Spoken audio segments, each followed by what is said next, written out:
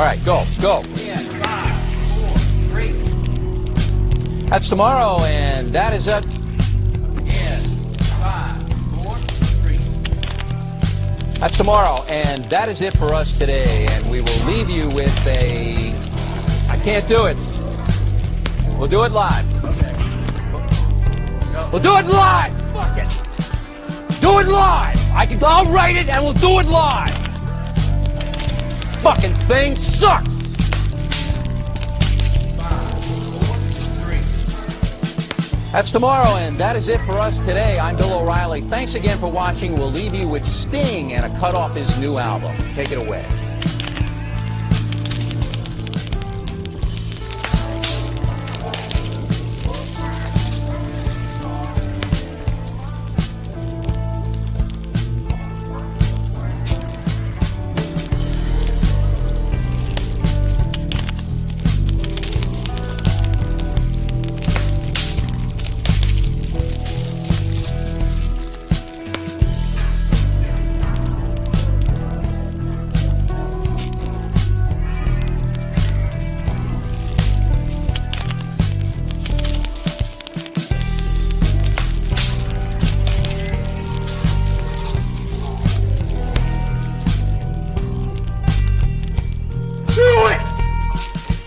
Just do it! Don't let your dreams yesterday set tomorrow. So just do it! Make your dreams come true! Just do it! All right, you're going back. You're going to standing. Okay. All right. Are you intimidating me? Because you're trying It's about to die, so I had to. All right. You know what? I got a standing desk too, Jace. I can stand up too. Think you're cool? Think I can't do a stream Let's go. standing up, Jace? Hey, what's going on? It's your man Julito McCullum from HBO's The Wire. Some people say it's the greatest TV show ever, but you are watching Fireside Chats with the homie Big Chief Burrito. Hi, I'm Nick Mangold, 7-time Pro Bowler, and you are listening to Fireside Chats with Big Chief Burrito.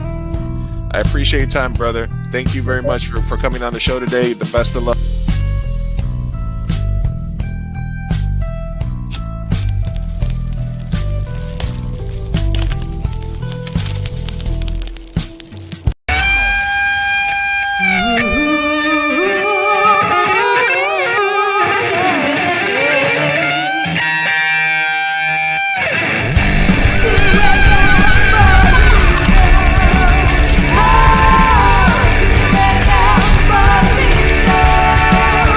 Fireside Chats.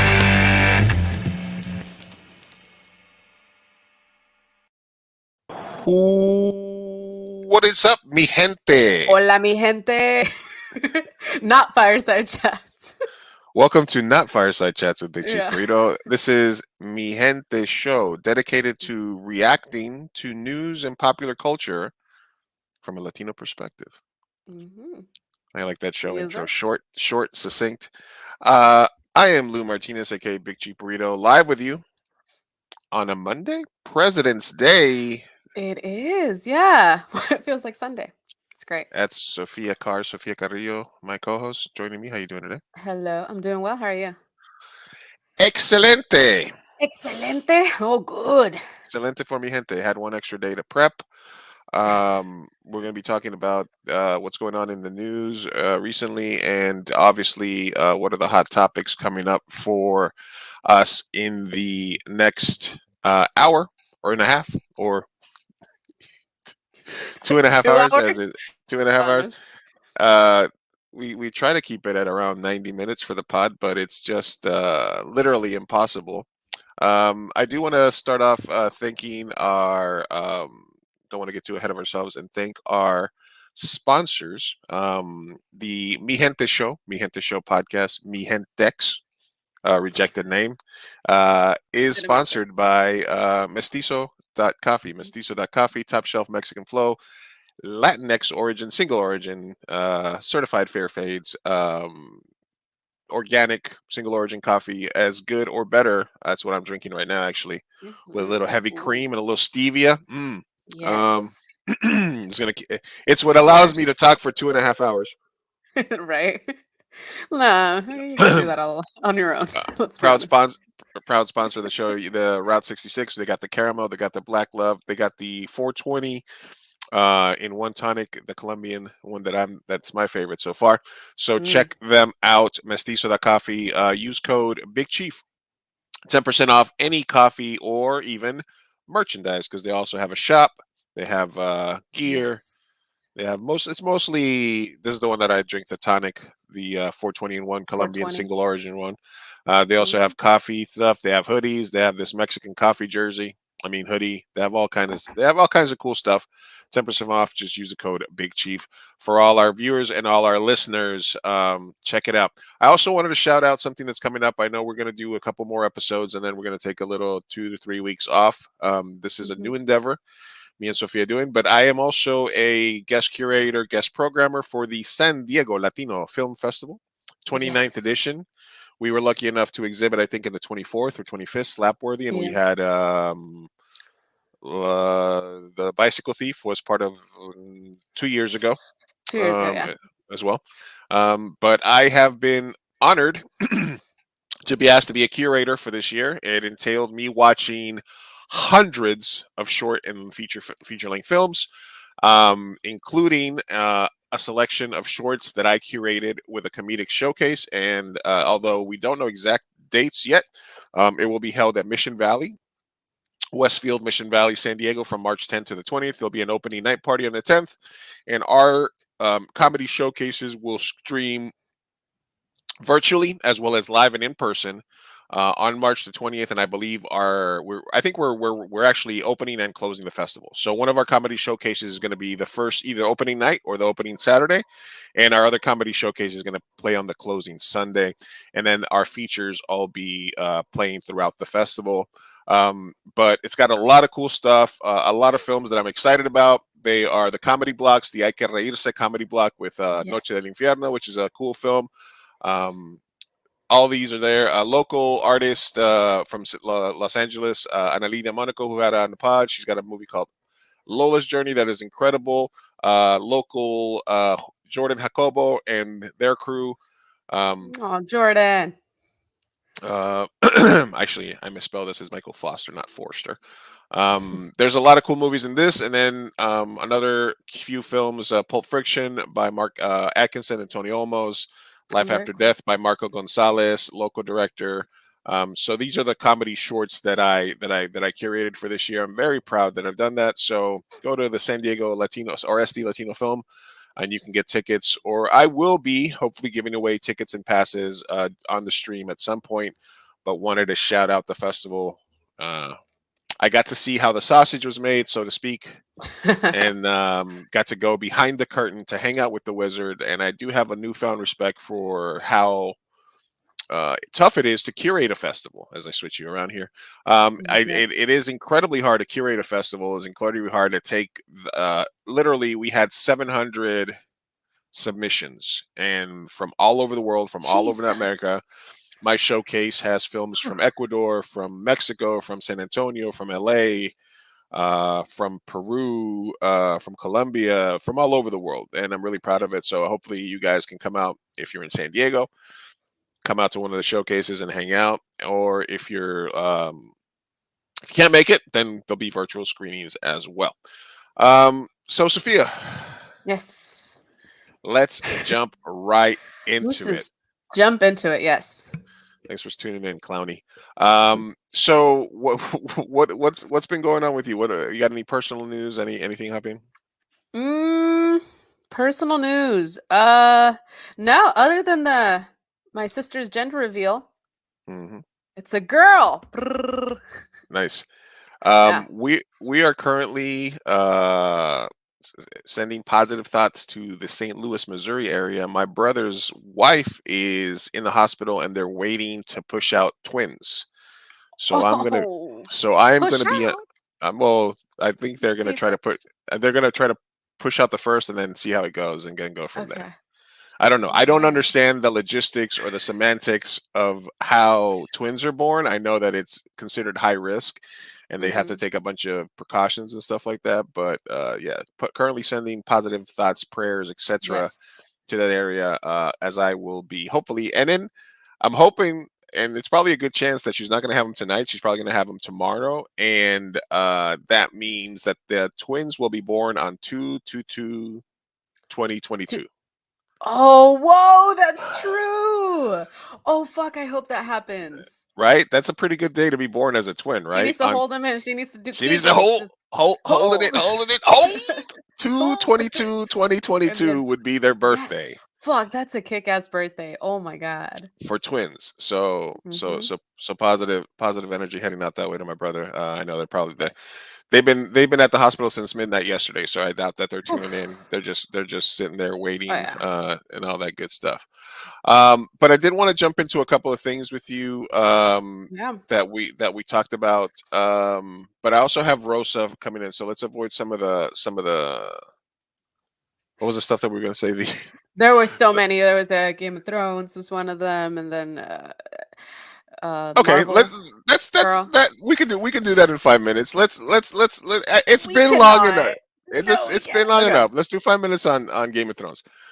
Okay, and this was the Okay. post that I saw, and here's the thing, man. I think we're far enough removed from it Mm-hmm. that we can be a little bit more objective for it. And the That's meme good. that I saw, and I'll put it up Mm-hmm. on screen right now. The meme that I saw, right? But hey, look, I like this. Yeah, Mm-hmm. just uh, Oh, it's just my face. Game of Thrones was on TV for a decade and had a stranglehold on popular culture, and it ended so poorly that literally the moment it ended, its cultural influence dissolved. It's amazing. Do you agree with that sentiment? Um, I'm gonna say yes. Although, I mean, yes.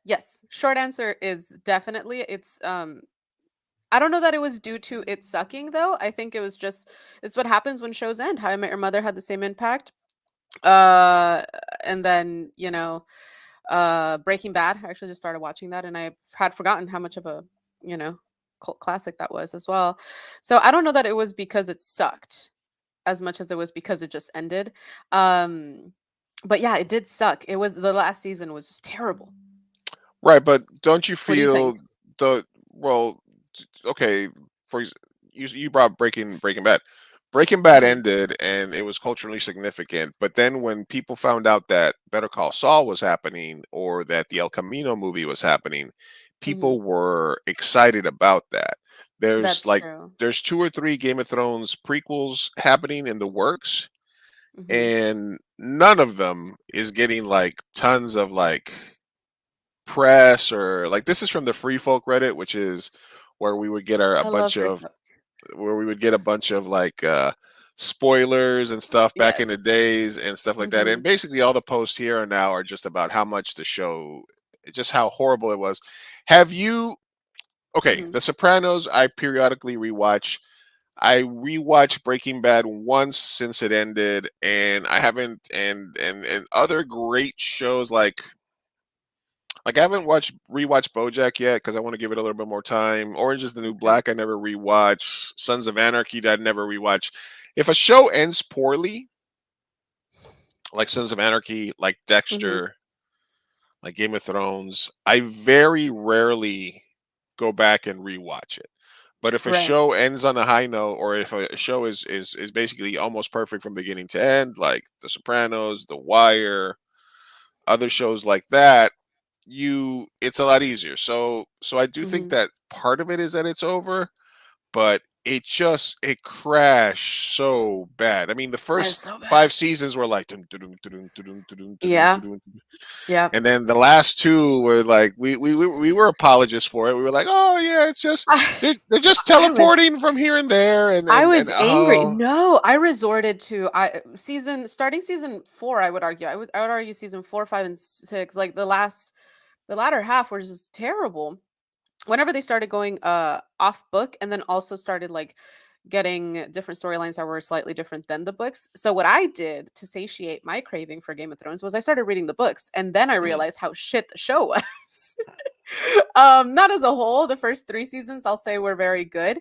But actually did rewatch the show cuz I was showing it to somebody. I forgot whom. really But in yeah, but on a rewatch, um I realized how significantly the decline was earlier on. I was like, wow, I was an apologist for a good 2 seasons. Yeah. Because I was like, oh, the Dornish people were cool, even though their storyline was terrible. And like, anyway, yeah, read the books, you guys, because man, the show sucked. And you actually changed my mind because now that you are talking about rewatchability, I kind of agree. I only rewatched it because I was showing it to somebody else, introducing it to someone. Um, but other than that, like no, like I'll rewatch. I disagree that it's due to a bad ending because How I Met Your Mother had a terrible ending as well. But I still rewatch it all the time. I do think that yeah, the rewatchability on Game of Thrones is terrible. Like I would never resort to watching it again, I probably. just, I don't want to get sucked in. You know, I Hmm. don't want to get I don't want to get sucked back in. Like like it was so piss poor. Like literally, like all the memes are just like, oh, we. I guess this meant nothing. I guess that meant nothing. I guess Yeah. this meant nothing. So Yeah. I just think that it was a pain. Oh, Rosa has joined the chat. I think I told you we could. Anyway, we're gonna We bring did Rosa it. on. We got it in. But anyway, the fact of the matter is, I cannot subject myself to Game of Thrones again. No. No. I don't want to do it. It's too painful. I already know how it's like dating somebody that you know is going to break your heart again. Exactly. I don't think Yes. so. Amen. Uh Agreed. but oh yeah, that was the opening take here. All right, let's bring on our contributor today, our guest, Rotten Tomatoes official reviewer.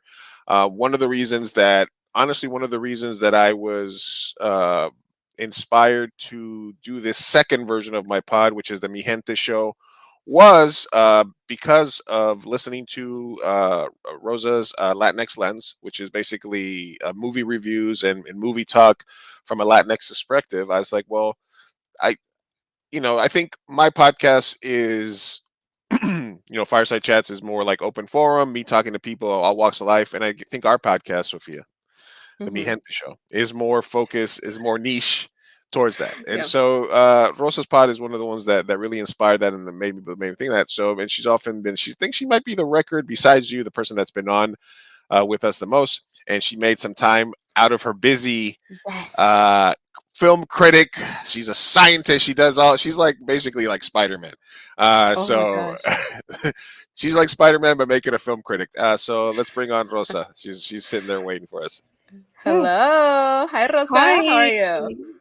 I'm doing great. Thank you so much for the invite and that intro. Now I have to live up to that. Don't worry. No, I mean it's true. Like Rosa is a film critic, or she became a film critic because, and we've talked about oftentimes about the need for representation in front of, behind the camera, as well as in the people that are reviewing films. It makes no point for me to direct a film for Sophia to star in it when it's going to be some crusty white guy that's going to review it and not understand it, right? Hmm. So if I'm directing, if Sophia's acting in it, then Rosa should be reviewing it. It makes sense from a logistical standpoint. And I'm a big time fan of the Latinx Lens. What's new over in podcast land for you, Rosa? Oh, thank you for listening to the podcast in the first place. And I'm glad to hear that it's inspiring other people to just go out there and make their voices heard. Because you're right, we do need more Latino voices out there talking about movies and so on and so forth. Well, actually, a few hours ago, we just finished recording the latest review episode where we're gonna be talking about Uncharted. We're gonna be talking about Dog. We're gonna be talking some newly released films, Moonfall and The Cursed. So that was a variety of movies that we had to review. We are working on the upcoming Latino Spotlight for the month of March. That's going to be something fun. Looking forward to recording that one. And yeah, for February, we highlighted Lin-Manuel Miranda, which is an episode that Catherine and myself are very much proud of that we recorded. A lot of insightful information. But on top of that, I think what we took away from that episode is how his music and his contribution in Hollywood, whether it's composing Hamilton or doing the music for Moana or Vivo or In the Heights, has certainly influenced us a lot and has impacted the stratosphere, not only of Broadway, but Hollywood as well. Yeah, I think he's obviously transcended Broadway, Mhm. Oh which is yeah. a big thing. I'm not the biggest fan of hip hop theater, but I do understand the quality of it.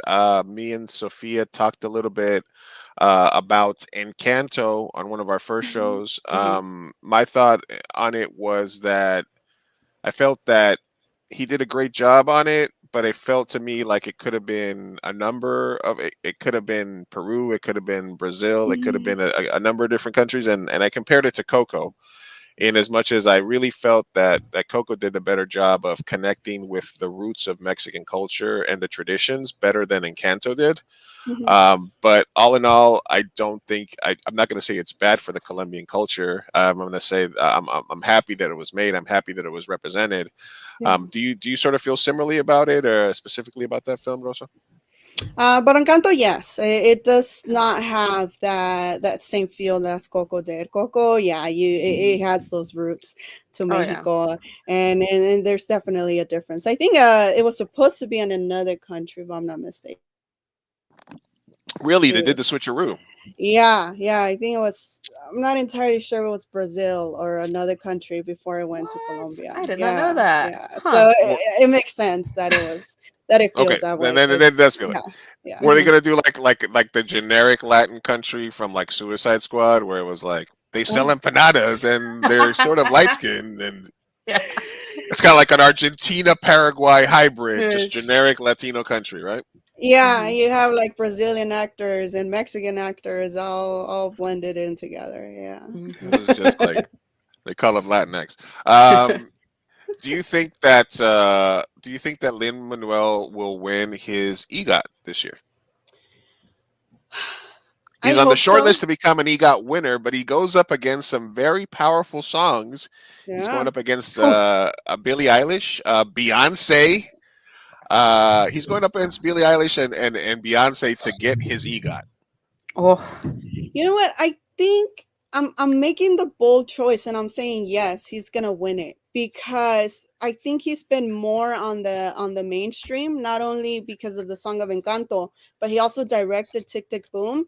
And because the film didn't get nominated for Best Picture, and of course he didn't get Best Director.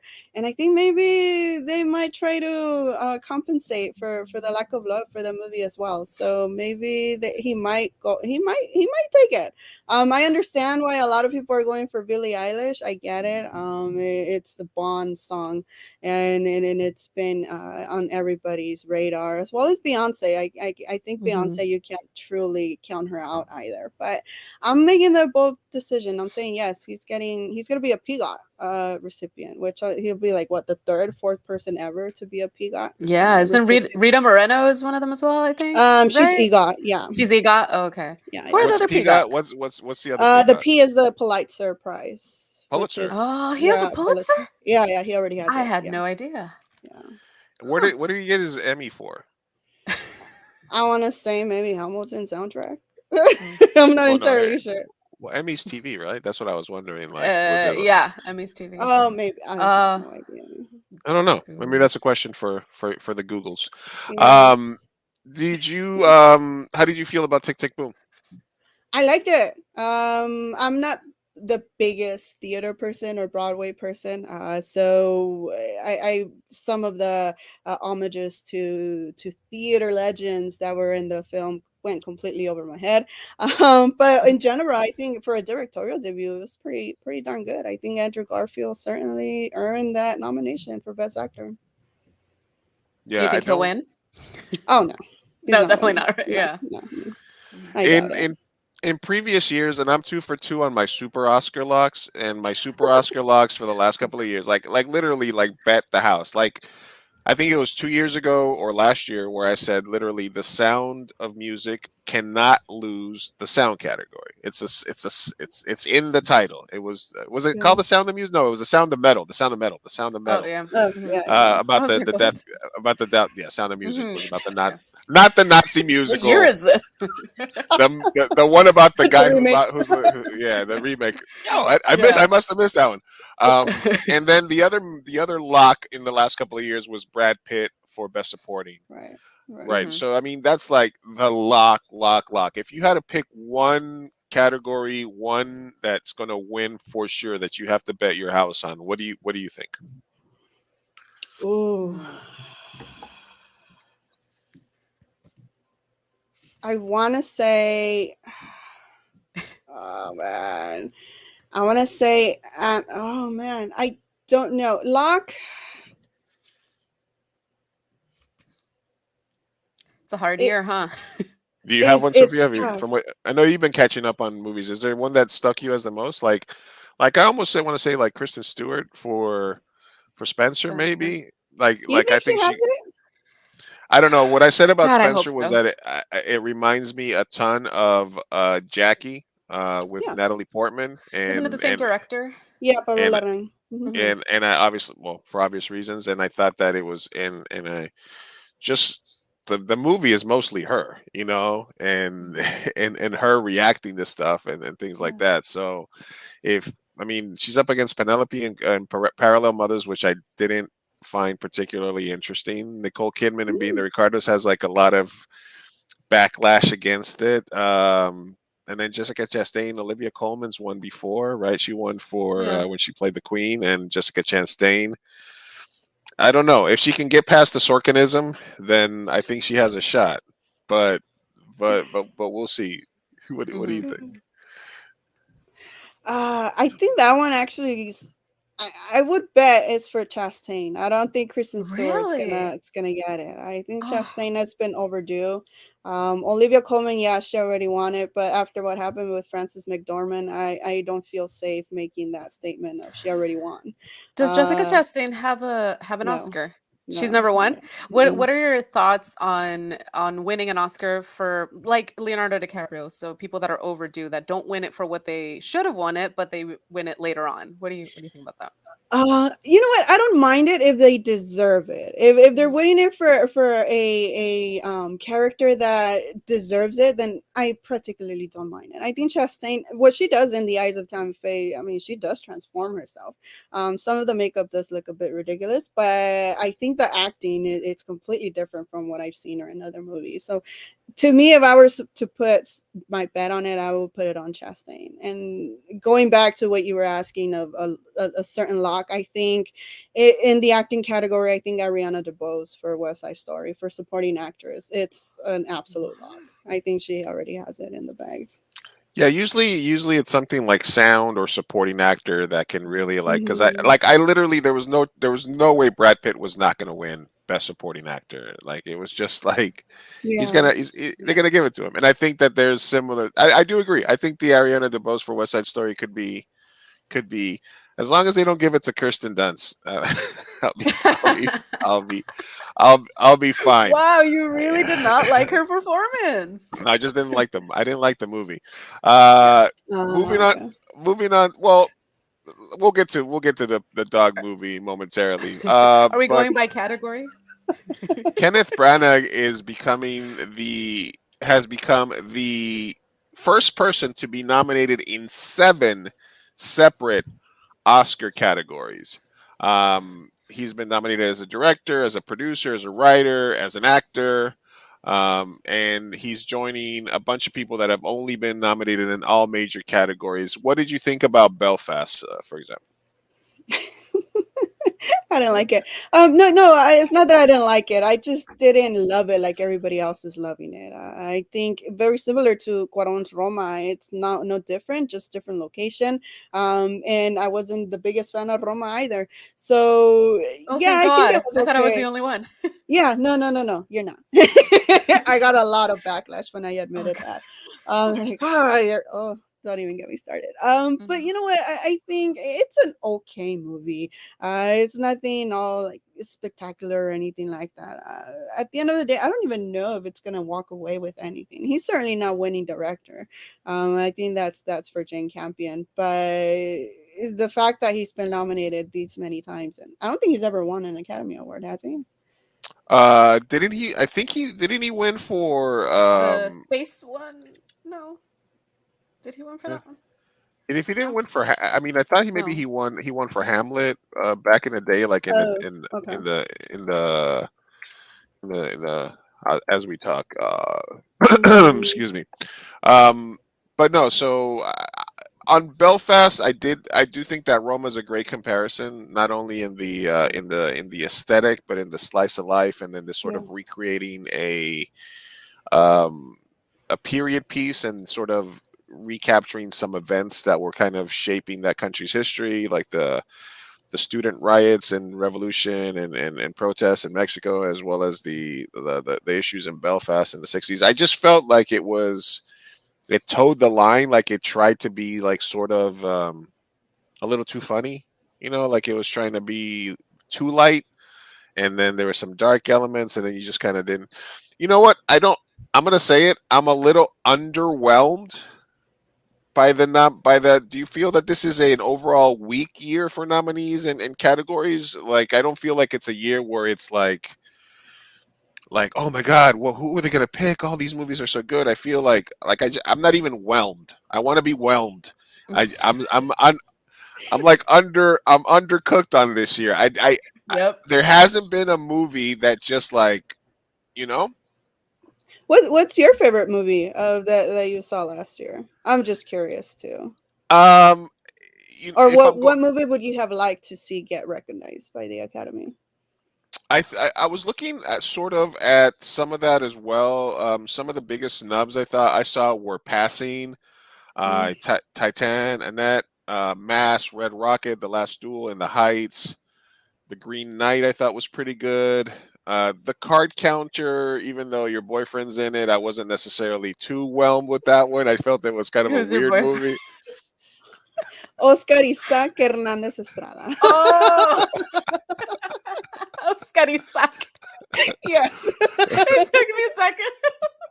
He's Um, great. He's great. Yeah. I didn't necessarily. I don't know. Honestly, I if you're putting a gun to my head and I was like, which one of the best picture nominees is your favorite? I would probably say Dune. Mm. Or I mean, honestly, like I don't agree with Jimmy Kimmel on a lot of stuff, but that they gave Don't Look Up an Oscar nod and not Spider-Man, it does feel like the right year for Mhm. that. Like I don't necessarily, I wasn't, there's nothing here that was like earth shattering for me. Mhm. I completely Yeah. agree. What about Sophia? You've been catching up, Sophia. Which one was your favorite? One? Yes. So I've watched not that many. I watched Nightmare Alley. I watched Don't Look Up. And The Power of the Dog. I think that's about it. For the list that I have. And yeah, was not whelmed at all. Felt nothing by most of them. Uh Also was taking little naps in between some some of them. They're all good. Like, here's the thing. I understand that they're artsy and they have really good messaging and the theme are good, and I mean the cinematography for most of them is great. I loved I loved Spencer. I loved that it was shot on film. Like, you could feel it. Oh, so good. So beautiful. It was but I don't think that one's nominated for Best Picture. Mm. As far as like it did what it was supposed to do. I felt the things I was supposed to feel with Spencer, Nightmare Alley as well. I think it did what it was supposed to do. I just don't think any of them were particularly my taste. So I kind of don't care. I'm not really super invested. I wish I would have gotten time to see Licorice Pizza and King Richard and Belfast, because those were probably some I probably would have liked those a little more. Uh, I don't know. So yeah, that's kind of my take. I like the tragedy of Macbeth, and I Mhm. enjoyed honestly the James Bond movie was really good. No Time to Die. I kind of enjoyed. Yeah, that's good. I Dune. It took me a while to get it. I mean, honestly, I need to watch Dune. I know. honestly, Luca. Really? It's probably my favorite movie of the last year. Honestly, and that's just because I watch it with the minion all the time. But honestly, like that Mhm. movie hit me in the feels a couple of times, like hard. And I honestly think right now it's probably it was better than Encanto. I have Absolutely. heard that. Yeah. So if you were like, what movie? Yeah, Luca is actually one of my favorite movies of the past year. Um, I'm forcing myself to watch everything because I run an Oscar pool and I want to have a chance to win. So I am, Spencer. Like I said, I love those sort of moody, sort of single character driven, walking through hallways type deals. I love that. Mhm. Um, but I mean, Power of the Dog. Like I was talking to some friends, and I was saying, I fell asleep 3 times watching it. I put it on 3 separate times as like my nightcap movie. I was like, all Yeah. right, what am I gonna watch tonight?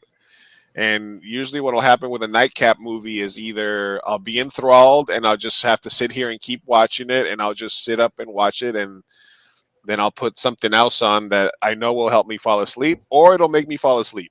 3 times, Power of the Dog, put it on.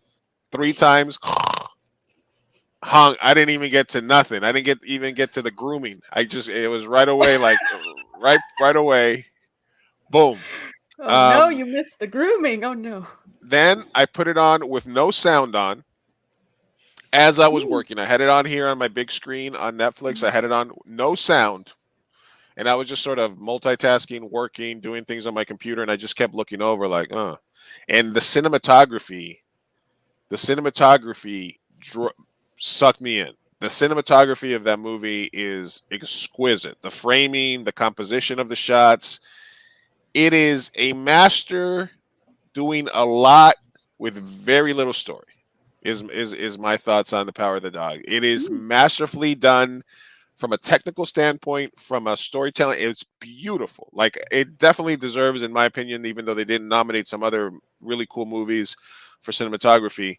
Um, I do feel like it deserves it. But as far as, like, I don't know, I didn't necessarily. I wasn't whelmed. What do you think specifically about the Power of the Dog? I'm still waiting on that damn dog that never popped up. Same. I was looking at like, where's this dog gonna come from? I guess when they said the mountain looks like a dog, I was like, Yeah, oh, yeah, there we cool. go. I'm right there with you. Yeah, I didn't love it as much as a lot of people did, and a lot has to do with the pacing.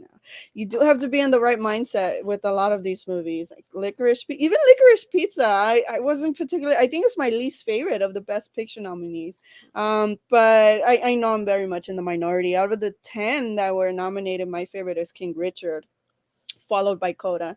I hope Coda comes out of nowhere and just as the underdog comes and wins Best Picture, although I doubt it, but I hope it does. Because out of all of them, I think that one is perhaps the most uplifting one and the one that might have you give you all the feel good moments. Y aparte, oh, you have Eugenio Derbez in there, doing his thing as the music professor. So, Mhm. Coda is easily one of my favorites there. But I do agree. I think the this year the nominees are very underwhelming. Not that many. I mean, my favorite movie of 2021 is Come On, Come On. I know it's another black and white movie, but I don't know. There's just something about that movie, the story and the familial bonds and everything that was going on, and it's nowhere to be seen in the Academy. I also love Pig, Tampoco Nada, not even for Nicolas Cage, Mhm. who was extraordinary. I Pig's was another good one. Yes, I love Pig, and I mean, I was rooting for of course Mexico's entry, Prayers for the Stolen, which was also very good. Although my favorite Mexican film was Identifying Features, but yeah, I agree. Quite underwhelming with this year's nominations. Mhm. Did you what did you feel about the Green Knight? I liked it. I That's one of those movies where I admire most and not love. Kind of similar. I have a similar reaction to those movies, like I do with Blade Runner or even the Lord of the Rings films. Those are films that artistically I'm more. Also, what's another film? The Lighthouse. Those movies are just movies that are visually gorgeous and stunning, and I admire them for what they're trying to tell me. But I don't love as much as other people do. I mean, The Green Knight was really good. Don't get me wrong, but it was not one of my favorites of the year. No, yeah, I feel like and I'm a fan of one of my favorite movies is The Thin Red Line. So I got nothing against slow burns and like nice pace and things like that. But oh my god, the power of the dog. The dog never showed up. It's a lot of it's a lot of really, and then once I looked, and then a lot of the clues and stuff were a lot clearer without the sound for me, because I was like, oh, okay, they really, it was a masterful job of a boring script is the only way I can tell that. Like, if you give her that budget, those actors, and just a little bit more of a story, it's, but we're realizing that, this guy's like an old gay cowboy, and he's got a young fish on the line there. And he, at first he's like, oh, this kid's just a little Yeah. freak, and then he starts getting surprised by him, spoiler alert. And then he's like, well, maybe I'll just get my old western grooming on and teach him how to ride, so he can come up with me to the mountains and we can go out there together. And meanwhile, this kid's like fucking psycho, and right away, like, if you're just paying attention to it, like, oh, this kid's nuts. Okay, great. Mhm. Let's fucking, and then it just progresses, and then I guess there's supposed to be a twist at the end. There's no fucking twist. Everybody can tell what's happening. It's not like, oh my god, it's not like there's no like crazy ass twist. Did you? So I agree that it's not. I do want to. I started watching Coda, but my Apple TV started acting up, so I got to fix that. But I do think that it's good. I also think King Richard is good. I thought Nightmare Alley was all white, and Yeah. it was all white. It was all Mhm. white. It was all white. It's Guillermo el del Toro. Toro. Yeah, it's el Toro. Ay, me saca de quicio. He's just. It was all white. It was all white. Yeah. It was all right. Which is to be expected. Oh. I just hope that, I don't know, man. You know what though? What scares me about this list of Best Picture is Steven Spielberg just like sitting there in the background, like if you're an Oscar voter and you're underwhelmed and you're just like, Coda, Dune, King Richard, Licorice Pizza, kind of lags, all white, Power of the Dog, boring as hell, and then all of a sudden you see Steven Spielberg. Like, I feel like, even not seeing West Side Story, which I have not seen, that I might vote for Steven Spielberg just because he's got like the best name on that list. Do you think Coda or do you think West Side Story is the more likely like surprise? Oh. Just I on name hope. bet. Yeah. I mean, if you're already giving her the supporting actress, Yeah. I mean, there I is a can chance see just that on name alone, happening. right? Yeah. Yeah. He hasn't been up. Because a lot of people were actually, not many people were predicting him to be in the director spot in the first place. They were giving it to Dune, to Denis Villeneuve, and to see that he didn't make it, and they gave it to Spielberg. Yeah, I mean, he is a Academy darling, if that's what you want to call it. But I would not be surprised at this point, sadly. Steven Spielberg could announce that he's directing a Kodak commercial, and they'd be like, "Hey, it's probably going to get nominated." Yeah. That's In Best Director, it's Steven Spielberg, Raisuke from Drive My Car, Jane Champion, Power of the Dog, Kenneth Branagh, Belfast, Paul Thomas Anderson. Paul Thomas Anderson, I've always talked about his sort of parallel career with Quentin Tarantino. Licorice Pizza is sort of his version of Once Upon a Time in Hollywood, in terms of kind of like the time period, the city, and I felt myself saying, like, midway through it, like, what is this movie? What like I like in Power of the Dog, I found myself like, why is this movie? Why? That's a better But question. for Licorice Pizza, I was like, what is he trying? What is the thread? What is the phantom thread? What is the bit here? What am I supposed to be getting out of this?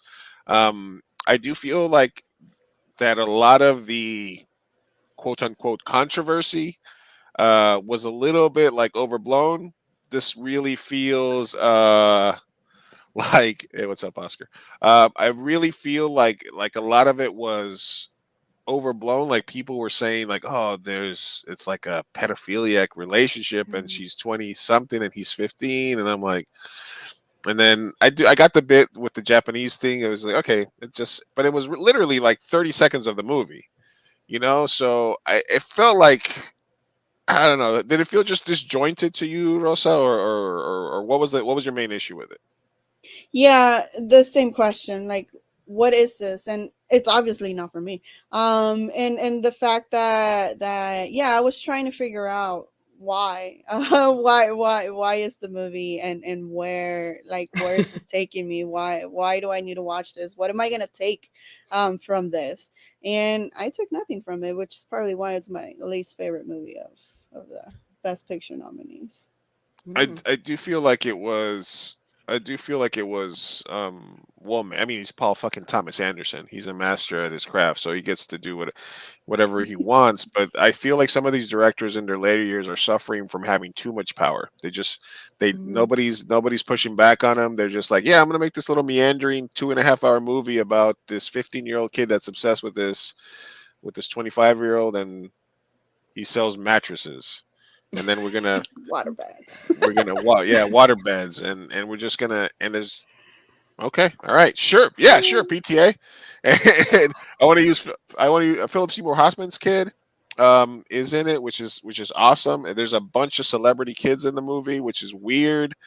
um Nepotism. We love it in which is, I Hollywood. don't know, it felt like, it felt like an exercise. Like, I don't know how many more films Paul Thomas Anderson is gonna make. So you go from, like, his filmography is one of the best. He's put so many fucking great movies up. So, I wasn't let me ask you this, Rosa. Were you a fan of Phantom Thread? No, not really. I'm not a bit. His films have been.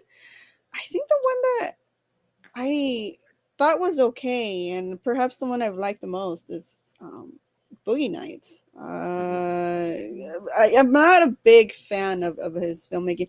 I don't tend to go toward bigger directors like Scorsese. I'm not.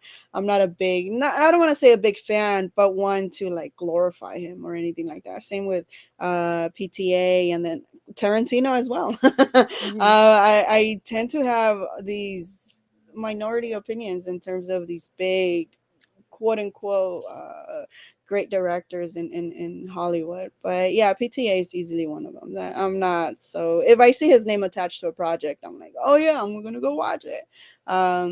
It's not just, I don't know, it's just not my type of guy. What directors' films do you never miss? Ooh, good Mhm. question.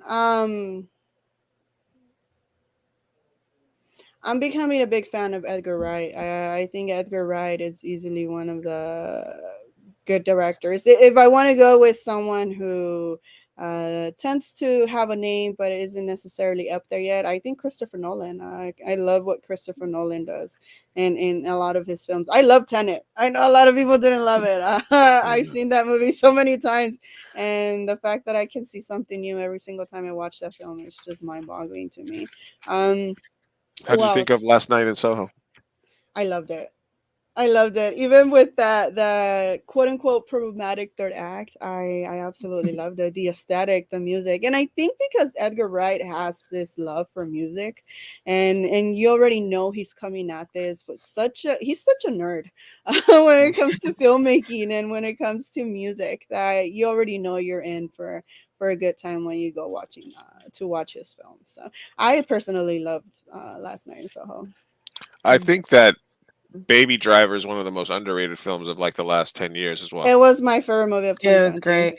Yeah, Baby Driver is You even maybe. remember the year and everything. 2017. Yeah. Oh my goodness. Come on, man. Yeah, yeah. That's what, It's her when job. you She's when you take the Rotten Tomatoes test, yeah. it's like, you think she's got to study for that shit.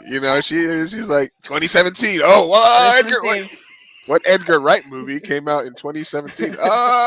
Baby Driver.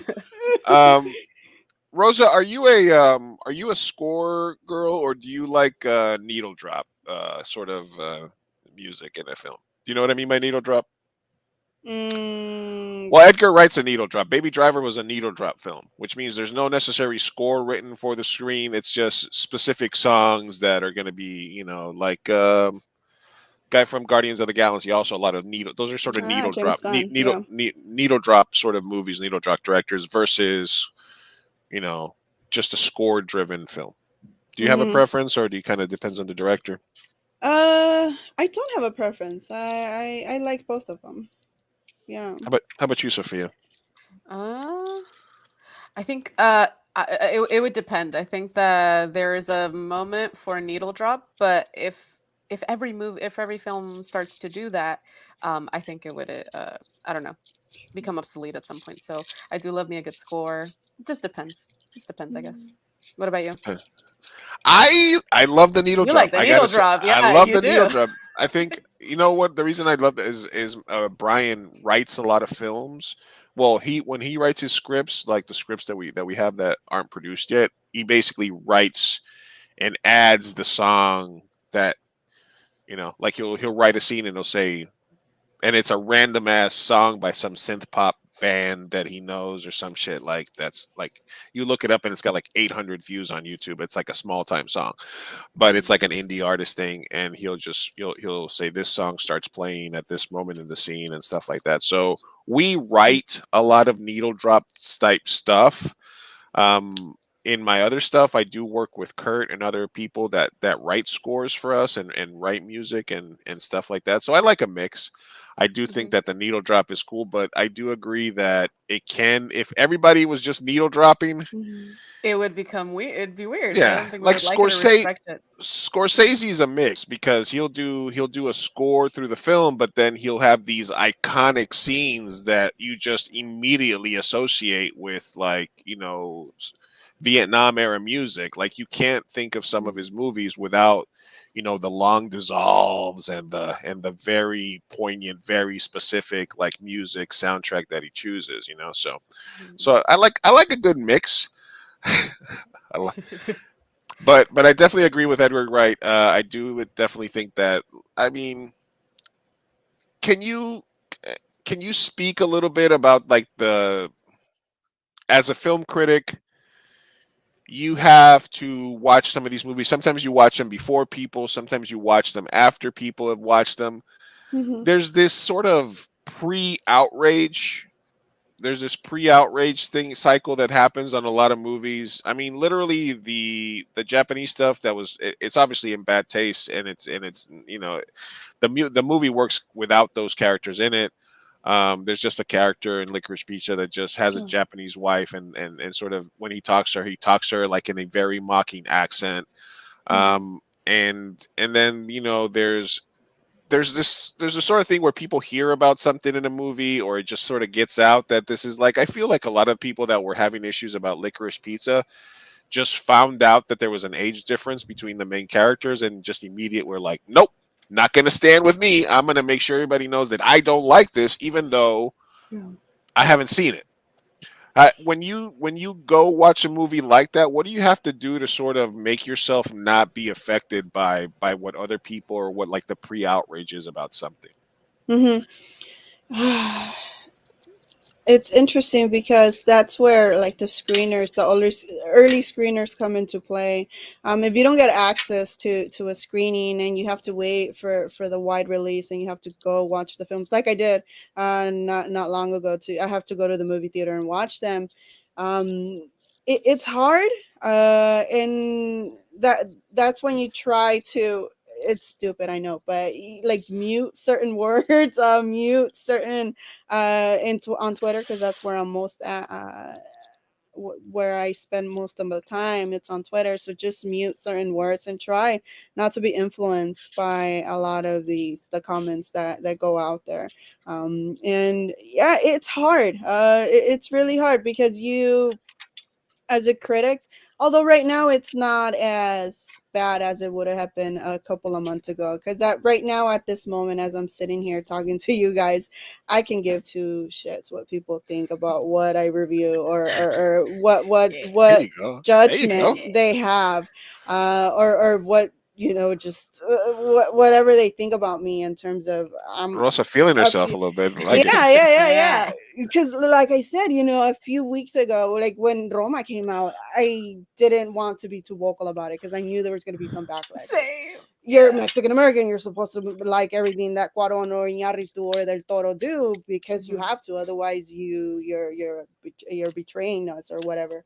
And at this point, I don't care. So I try to avoid as many early reactions, initial reactions to things, and then just develop my own thing. It's hard at times to set aside your morals or your biases or preconceived notions on movies. Like with this movie, I didn't have much issue with having a age difference, because I mean my husband is 13 years older than me. I've known him since I was 16. So again, and it's not, come on, like, it happens too. And I think a lot of this gets blown out of proportion, and it's the 70s, come on. So it's ridiculous to see a lot of the arguments that get made, especially on Twitter. For the most part, I just try to ignore it. Don't even pay attention to it. But I do try to get as early screenings as possible and develop my own ideas and opinions on these movies without trying to avoid as much outside influence as possible. Yeah, I think that, like, specifically, if we're analyzing this, or like you said, the last act of Last Night in Soho, or you Mhm. know, different stuff. The Last Duel got a lot of flack Wow, before it even yeah. came out as well. I mean, and then afterwards, Last Duel is a good example as well, because they got a lot of shit early on. They were like, well, there's rape depictions and there's this and there's that, and I'm like, well, it's medieval times. Well, yeah, maybe it's a little bit of crutch to go to the rape scene every fucking medieval movie. We don't need that. Like, sort of Game of Thrones kind of kept throwing it in your face a little bit. So I got that, but at the same time, later on, when actually reviewers and more people started watching the movie, they was like, "Oh, this is actually an Oscar snub, and this is actually a movie that people like, and blah blah blah." So you really have to take those initial, like, pre-outrage.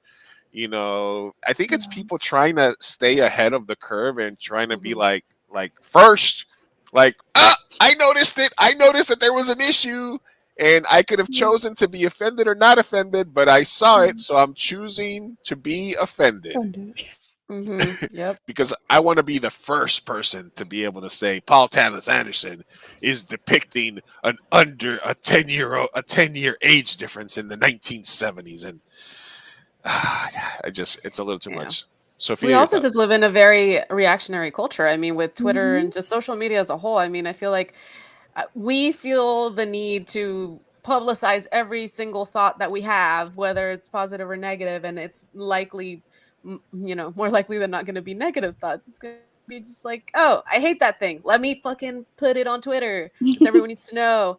So, yeah, I try to stay away from that, but it happens. It happens. It Um, happens. Moving on to Best Actor. We talked last week. You popped in during the conversation where we were talking about Javier Bardem and Mhm. his conquistador take, that the real minorities Yeah. is that there's not enough movies with Spanish characters. And that's what we should really be worried about, is that there's not enough roles for Spanish from Spain, Spaniard roles in Hollywood, and he understands minority thinking, and and also his boy Sorkin came on the Sorkin stuff. I sort of am more ambivalent about, because I do feel that you should be able to play a race or play gay or play something like that, because if not, why the fuck do we need actors, right? But I do. I do. What were your thoughts saying that? I know you had to take a little Twitter break when you saw that, because you were like, "All right." I was like, Be "Yeah, Rosa." non-reactive. That's smart. She was just like, Now "I let was." loose, Rosa. Let loose. I What, shared the video clip, and all I put on top was like, "No mames," and then I was just like, "You know what? I'm out of here. I need a Yes. break. This is ridiculous." This is my cue to leave. All right. Yeah. But But you know what? Now that I've had the chance to sit down and actually think about it and not give such a knee-jerk reaction, I don't think Javier Bardem, and it came up quickly because we reviewed Uncharted, where you have a Spanish character, and my first reaction was like, where the hell was Javier Bardem? And I was like, well, the role went to Antonio Banderas, so he's probably the one getting all the roles that he's complaining not that they're not Yeah. available. Um, but you know what? Initially, I was a little upset, but now that I've had the chance to think about it, I don't think he's wrong when it comes to representation of Spanish characters. He does have a point. I think the misutilization of the term minority is where it came, where this whole thing got blown out of proportion, and also the tone that he was using when talking about it. Sadly, to some extent, I understand why he would have this reaction if you get asked the same damn question time after time after time after time again. I understand you might get frustrated and you just reach this boiling point where you're just like, screw it, and I'm just gonna say what's in my mind. And I mean, earlier that day when he got the nomination, he had published like because I remember getting an email of the letter he had published, acknowledging and being accepting the nomination. I'm like, you should have just left it there. You shouldn't have done the interview. But you know what? To some extent, I understand his frustration. I know where he's coming from. He's not wrong in terms of representation of Spanish characters, but it's just I think he misused the term, and the fact that he says that he is a minority and all that. I was like, it's Yeah. just a misusage of terms that just didn't work. And the tone he was using, that he was being a little aggressive as well, and I think that didn't work well for him. I think it's like when I'll let you get to your point in a second. So yeah, I think it's like also like if the one thing it would remind me of is like the one thing that we don't talk a lot about in terms of like appropriation is the amount of British actors that get to play American characters. Hmm. So it'd almost be like two different white uh conquistador types would be like, oh, too many British people are taking our American roles. Too many American people are taking our British roles. It's like, Hmm. now what are you really arguing about Well, here, that was Sophie? actually what I was going to ask Rosa about, the perspective of, okay, so we have, Lucille Ball played by, um, oh my God, se me fue el nombre, freaking Nicole Nicole Nicole Kidman. Kidman. Kidman. Thank you, Yeah, Nicole Kidman, who is Australian. yeah. And then you have Spencer, Kristen Stewart, who's Kristen American. Stewart. So what are your thoughts on, swapping when it comes to white people as opposed to people of color? Yeah, I was initially again knee jerk reaction. Here we go again. I was initially upset when I heard that Javier Bardem. Then I was like, you know what? Don't jump into conclusions. Just watch the movie. Even when the trailer came out, I was a bit. I was like, oh, this does not look good.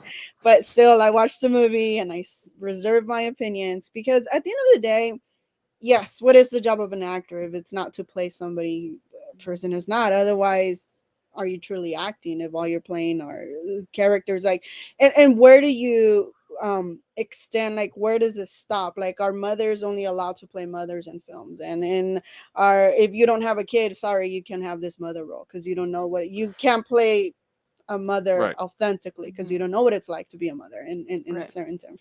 And yeah, where do we stop that line? Like where does it reach out? And Yeah, I Rosa, actually I'm ready to uh-huh. part about a female scientist mother film critic, and I'm the only you're one that can literally say The it. only the only person qualified. that the only person I'm allowed to cast is you. Right? I'm like, but yeah, I think to some extent, and it's so complex when it comes to talking about these things because even in the Oscar Isaac episode, we reviewed a movie where he played, I think it was an Indian, someone from India or Pakistan or something like that, and we were like, hold up, is it okay? Because Anthony Quinn would do it as well back in the day. He played a lot of European roles, and he also, I mean, Lawrence of Arabia of all places. So I think to some extent, I have no issues with the Nicole Kidman playing Lucille Ball or Kristen Stewart playing Diana. The same way I eventually did not have an issue with Bardem playing Desi Arnaz because I think it's what comes with the intent. If you're truly going into this and playing this character like with respect and you're genuinely doing your work and you're genuinely doing this, and And this also, I remember when we reviewed Viva Zapata, where Marlon Brando play Emiliano Zapata, and I was listening to the episode and I was so enraged because of what was going on. And then later I'm like, you know what? He tried to do his best. Do I agree with it? Probably not, but I probably was a bit too harsh on that criticism Mhm. because yeah, it's difficult, pero I think at the end of the day is what's behind the intent of the actor. Are they truly doing this with the intent of giving the best performance and so on and so forth? So I think that's where I am right now. I'm very much in the middle ground. I'm not Mhm. necessarily against it or for it, and I think it's very much also depending on each case, Yeah. each character and the scenario. Yeah, Yeah, Mhm. I feel it's like hard to talk about. It's so yeah, complex. Yeah. Totally we've is. Yeah. we've had the conversation, and it just really boils down to the summarized version is for thousands of years only white males were able to play in the theater, and Mhm. Shakespearean roles, all the parts were played by white English guys, right? Then the magic of motion picture, and they're like, okay, we need some women too, so white men, white women are allowed to play on screen. That's it. Everybody else put a little shoe polish on you to play the darker color kids, and cinema's only been around for 100 or so years. Mhm. So it's evolving, it's revolving, and I still believe there's a little bit of an overcorrection. Like you said, only mothers can play mothers, but I just found out that the guy who plays Nate on Euphoria is British. I don't know. It was, I was blown away. I was like, the white British guy is the last one to give a fuck about the cultural appropriation and the roles. They're like, no, we will still play Americans.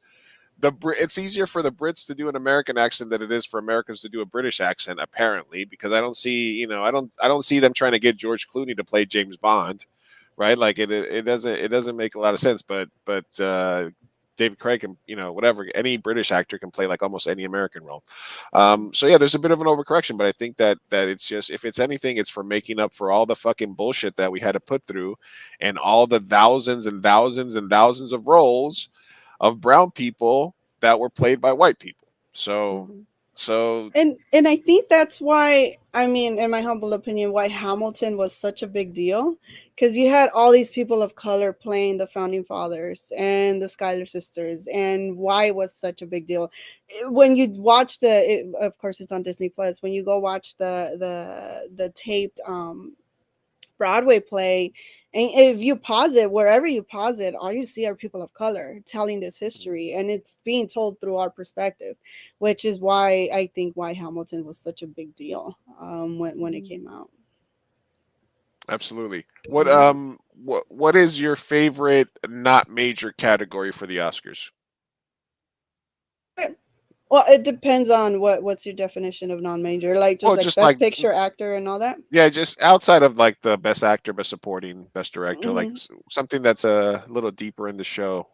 Yeah, my favorite is always international feature, just because I've always with Latinx Lens, we've dived in a lot into Latin American cinema, and to see that Latin American cinema continues to get pushed aside, and it's always been Mhm. the Academy Awards always honoring and predominantly European cinema. So yeah, I think the internationals category, the fact that there was two Latin American films shortlisted in the first place, which included Mexico, Stolen for Paris for the Stolen, and then I think it was Panama's something Catedral. I don't remember the title precisely, and then everything else is either European or Asian and all that. Actually, my favorite movie out of that group is The Worst Person in the World. I think that movie is, wow, it's extraordinary. It's certainly, I just watched it recently for over at Sundance, or last month, and I absolutely love that movie. So to see that it got a little bit of love, I think it also got into screenplay, if I'm not mistaken, and that movie was just incredible. Just to see, it's kind of like a reinvention of the rom-com genre in a way, and just to see how this woman is being depicted in a very non-judgmental way was very refreshing, and something I wouldn't mind seeing this genre start picking up and seeing more movies like this one. What else is in there? I think it's Drive My Car. Drive My Car. From what I can remember, the worst person in Or the world. for best foreign. International. International. Yeah. Flea, Drive My Car, Oh, Flea. Luana, The Yak in Mhm. the Classroom, The Hand of God, and The Worst Person in the World. Yeah, Flea was another one. And the fact that a lot of these international films are getting a little bit more love that outside of their respective categories, like Flea. I think Flea is in for Yeah. animation, international, and documentary. That one I watched last year, Sundance. That one was really good. Very impactful and something to keep an eye on. I think it might win documentary. Things I wouldn't doubt it. you can do a Parasite double. No, well, Flea, I don't think it's in for No, best.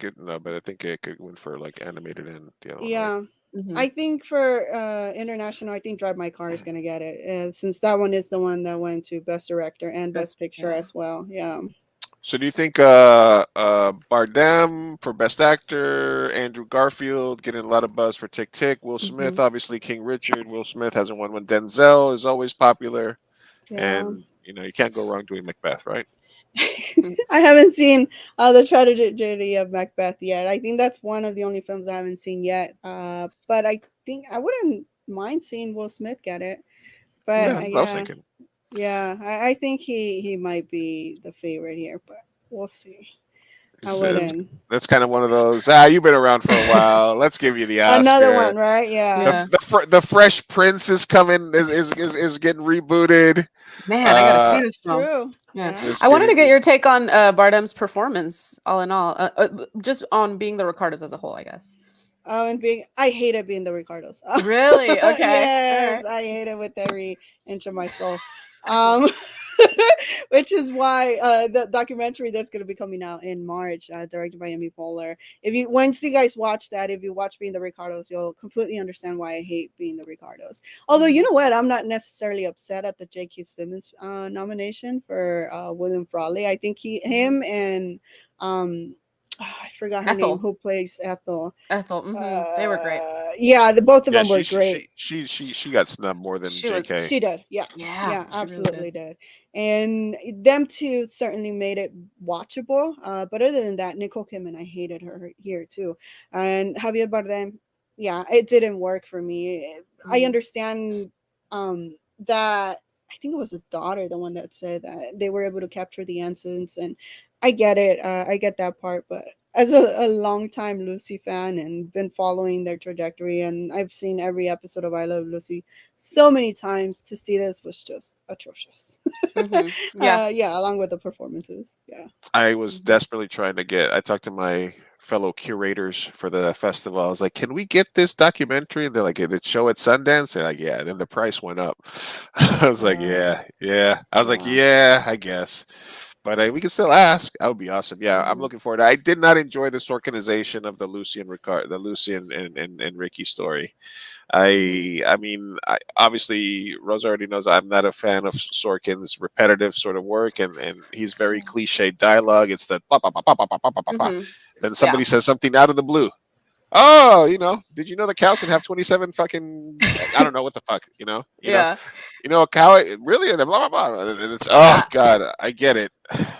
I respected that there were less walk and talks, because he is a big fan of the walk and talk, and I at least there were some scenes where they were sitting down, calm-bodied, and so that was nice. I liked the aesthetic, so I really liked looking at it. I liked the aesthetic of it. I thought the performances were awful. My God, because I'm not I haven't watched every episode of I Love Lucy, but I'm sure I've seen enough to know that they did not get the performances right at all. I never once believed that was Lucy and Desi. I never once believed it. I was like, that's Nicole Kidman. And that, and that's how I read about them. I never believed it. And I really was like, it's like, I was trying to justify it. I'm like, maybe it's because they're just such huge actors. Maybe I just couldn't, I don't know. And then I watched Spencer immediately after. And I was like, that's how you fucking do it. Oh my God. Because Kristen Stewart just got lost. I forgot who she was completely. I was like, that is Diana. That's wow. So yeah, the performances were terrible. Yeah, I liked looking at it, but that was it. I felt a little bit of nostalgia, I guess. I didn't like that it took place over a week. I Yeah. think it was, and it was like they were cramming. It felt too cramped. I I felt don't like know. they were trying to find the science in comedy. Hmm. He was like she was like Lucy was not just this incredibly gifted, funny person, but she was Hmm. also they also like Zuckerberged her like, oh, she's now not only is Totally. she funny, but she's Yeah. also this mastermind, and comedy is a Hmm. science, and this is funnier Yes. than this because this, and it's funnier if you do this and if you do this, and it just felt like it was just like trying to over explain a show that I loved. Like I didn't really care that in the episode of Lucy this was originally supposed to happen, but then this happened. Like I get it. So I just kind of felt that was the over thing, and then my beef with Sorkin goes way back. So me and you, Yeah. Sorkin. Before we let Rosa know, because I know she's busy. What I want to ask you, what do you think? What do you think the biggest? I think maybe you answered this. Maybe it was the Mexican film that didn't get nominated. But other than that, what do you think the biggest snub was? A movie that you loved that didn't get any sort of love. Uh, I think one that deserved to get recognized was Mass. Mass was also last year's Sundance, and that movie, the fact that it takes place just in a room, and it does feel kind of like a play because it's just one room with four people, but with like the fact that none of those actors got a nomination, I could have easily taken both Kidman and Bardem out Bardem. of there and Yeah. put any one of those two in there, Hmm. easily without a doubt. Even J.K. Simmons, I could have taken him out and put Hmm. in Burt Rooney or even I think it's Jason Isaacs in there. And the fact that Mass, even the screenplay, I think the screenplay of Mass is all spectacular, and the fact that I didn't get any recognition, it's very unfortunate. Passing too, I think some passing also should have been should have gotten a little bit more love. And as much as I love Encanto, and it's Encanto is definitely my favorite animated movie of 2021. I think that the Mitchells versus the Machines is in there too, and I hope they do win it. But Belle also didn't get a nomination, and what was certainly something that I've been noticing a lot is that a lot of these Japanese animated films don't get a lot of love by the Academy, and I hope they do. Like these anime movies, I saw various animes like My Hero Academia also came out earlier last year, and I enjoyed it very much. And of course, I have a lot of beef with international films. I've seen so many great Latin American films throughout the year that every time they get snubbed, every time they don't get. We did an episode solely on movies that were submitted from Latin American countries, and a lot of them were pretty darn great. And if I see one of the movies that's nominated, I think I haven't seen. I've seen I've seen 4 out of the 5. But if that one better be better than the Latin American ones I've seen. If not, I'm gonna be so upset. I'm gonna be so upset. It's almost like we need our. It's almost like they call it the Oscar. The Oscar is not is it's actually the Oscar is based on a Mexican American actor, right? Yeah. Who Yeah. posed for it, and yet there's not that many No Latino films. Latinos. It's almost like we need our Mm-mm. own. I mean, there's the Yeah. Oscar. is there a South American equivalent to like the BAFTAs or like anything like that? No, I mean, I we need like a Latin American don't know. Critics Award or We something do. We like that. should. Yeah. Let's invent it. Yeah. Let's do it. I'm in. Yeah, let's do it. And then one more question for you, Rosa. What do you Yeah. think is the most overrated or the weakest Oscar winner of the last like 10 years? Because I mean, people talk Ooh. about like Like Crash, Green Book. best picture. Oh. I think Green Book. Green Book. Oh my God, Green Book. You know what? When I first watched it, I was like, okay, I'm okay on it. I think it's all right. And then I start to realize, I'm like, no, this is not okay. This movie is definitely not okay. I think Green Book. It's definitely the movie that How do you feel about it Crash? shouldn't have. 12 Years a Slave. CG says 12 Years a Slave. 12 Years a Slave? Huh. Yeah. As like an overrated? Because I mean, I'm saying that's I always go to Crash because it's a movie that won an Oscar, but it's very cliched. It's very like I've never wanted to watch it again. Green Book is definitely something that's kind of like corny and white people loved. I guess is kind of like what it was. Yeah. Crash was weak. I don't know. Like recent winners. Anyone come to your mind, Sophia? No, blanking. I don't know why all I thought was Moonlight, but I loved Moonlight, so I love Moonlight. that they won. Moonlight. No, I love Moonlight it. was No, I good. love it. Yeah, no, it was great. No. I'm like, that's all that's coming to mind. I can't Look, remember any Oscars. if Power of What the Dog happened? wins this year, then it goes to the top of that list. I Oh think God, please because don't let it.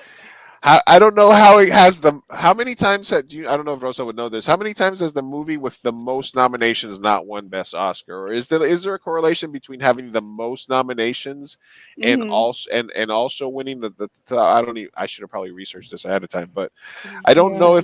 I don't know if there's a correlation there, but as soon as I heard Power the Dog most nominations, I was like, what? And then Yeah. when I watched it, and it literally took me 4 different times to finish watching it, I was It like, took me 2 days to watch it. Yeah. I should have done that. I don't it does I did it it in one makes sitting and regretted it. look if Ugh. it can definitely win for best director, but if it wins for best director, it's literally for turning chicken shit into chicken salad. It's definitely for being able to take something very non-dramatic, not something very very simple, a very simplistic story arc, and really visually turning it into something that's impressive, that came together with the visuals. If that movie, like I said, I didn't enjoy it until I turned the sound off. When I turned the sound off and I had it on in the background, I was drawn to the images, drawn to the pacing, and I thought that so it definitely can win for best direction or cinematography. But I swear to you, if it wins for best picture, Well, we will what are some riot. thoughts? What do you think is gonna win? I know Rosa wants Coda to win, I want but Coda to who win. do you Yeah. think is gonna win, like in reality? All right, who do I think was 'Cause going to win I think best? they're gonna get snubbed. I don't think so. I think Like Power. Yeah. But no, really. Yeah, I think Power is gonna get it. If it gets director, it's gonna get it. You know, we had it with Nomadland, we had it with Parasite, and I'm afraid. Yeah. I I hope think not. What were your I thoughts hope on I'm wrong. Nomadland? I think for me it's either because I'm thinking about how Hollywood thinks, and I think Licorice Pizza has a chance. Um, Mm. it, you never underestimate the fact that there's like a dozen actors' kids in this movie. It's like if you read the articles, like it's It's Philip money. Seymour Hoffman's kid.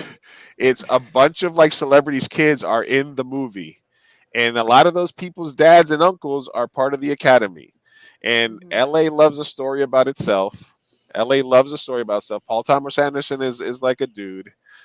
I think it's either Licorice Pizza or West Side Story for me. Just because if everybody is underwhelming, why not give it to fucking Steven Spielberg? That's If it's true. a bunch of underwhelming shit, why not give it to So I think Licorice and West Side. I haven't seen Coda. I haven't finished Coda, like I said, because I started it, but my Apple TV started Mhm. fucking up, and I haven't seen King Richard. I'm basing it off of everything else that I've seen. Yeah. But I'm just saying, and Steven Spielberg, I'm just basing it off his name Yeah, because that's a good theory. he's one of the best directors of all time. Do you agree or disagree with my theory there, Rosa?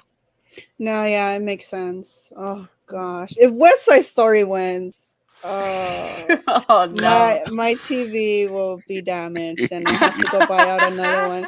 If West I Side would. Story wins, then The Heights didn't even get nominated for anything. That Mhm. is probably the I reason why know. I would break my TV. I hope it does not. So you don't That nominate is The Heights, and then West Side Story wins. Ah, that Mm-hmm. is a sad double play. Yeah. Sophia, go ahead. Well, I just off topic, but I googled, and Cuarón apparently won 2 Oscars for directing, and that was Gravity and Roma. Mhm. So, yeah. Anyway, we were talking about that earlier. So he has 2 for directing apparently. Yeah. 2014 and Gravity. 2019. Gravity, that Gravity was the was a space one. I was like, he won one for the space one. for Yeah. the. I mean, 90% of that Well, movie is in a green screen, so it's like. maybe that one. That will be my vote for the But what's the movie. difference between that and then like if you're gonna say that because I mean the Eternals didn't get nominated, Spider-Man didn't get Spider-Man. nominated. Mhm. There's not much love in the other than special effects costuming for Marvel or superhero movies. What if you're gonna win for Gravity, which is literally 90% shot in front of a green screen? What is the fucking difference between Gravity and Eternals or Gravity and No Way Home? Mhm. The actor Sandra Bullock and who was it? Was it George Clooney? Yeah. Yeah, George. Yeah, Yeah. George. You got A-list actors. Oh, There's not Hollywood that eats much of a that up. step. There's not much of a step up from like what is this guy that played Tony Stark? There's Tom Holland. He goes toe to toe with George Clooney. What are you talking about? I know. I You telling know. me George? Listen. You're telling me who can open a movie? Who can open a movie faster right now? Tom Holland, Mr. Zendaya, Oh my gosh, or I know. or George Clooney? Who are you gonna go see? Well, I think it's just Hollywood's issue with superhero films and horror. I mean, Yes. they just don't take any of that into consideration. You have to have the slow paced drama for the Academy to recognize you. Thanks for Um, stopping by, Latino Side. He says I want to start a GoFundMe Latinos- for Rosa to buy her a ring light. Who's with me? I will send her a ring light. Oh my. Rosa needs a. She's like, I don't need all that. I don't want you to see everything too clearly back Yeah, there. she's No, like, that's fine. Yeah. she's like, we're good. It's You fine. you want to whitewash me now? No, I'm okay being dark. That's why. Hold on a second. Turn it on that. Hold on. I want to get more parts. There you go. There we go. I want to get more Or parts in Hollywood. don't go into Now I the feel. sun like what's his face was Now I saying. feel better. Um, Yeah. French Dispatch. What did you think? Thanks for stopping by, Latino Side. Mhm. Oh, I actually did enjoy it. I had a good time. I think what Wes Anderson does. I'm a big Wes Anderson. I think he's another director, whose name I see. I mean, Grand Budapest Hotel, and I was a big fan of Isle of Dogs as well.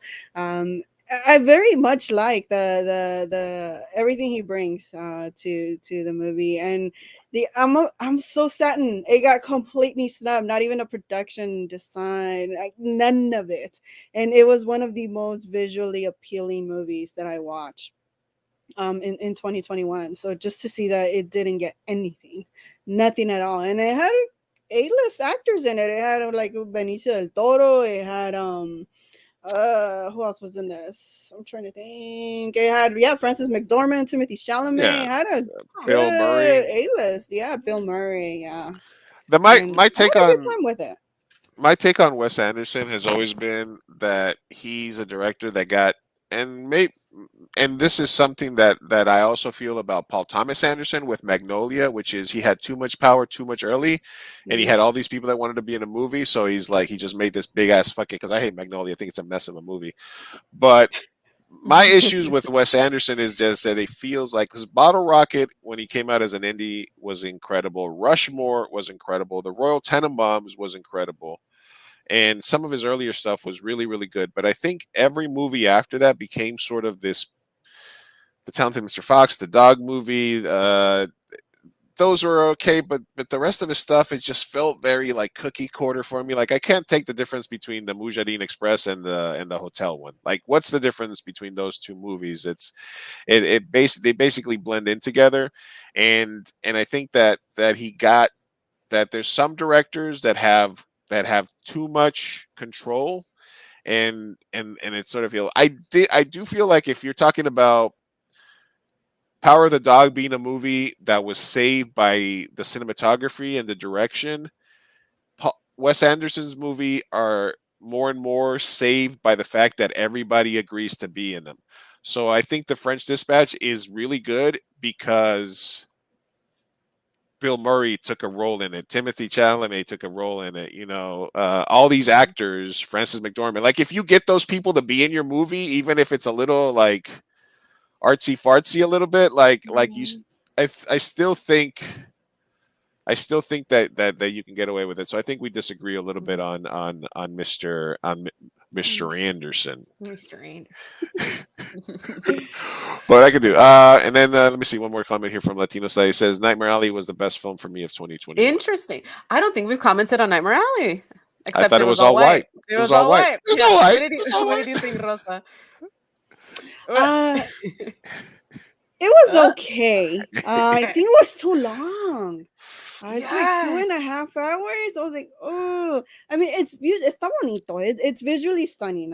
Especially that carnival first act. I really enjoy the aesthetic of it all. But it was just, I mean, it's nice. It's wonderfully acted. I think what Bradley Cooper does is pretty strong.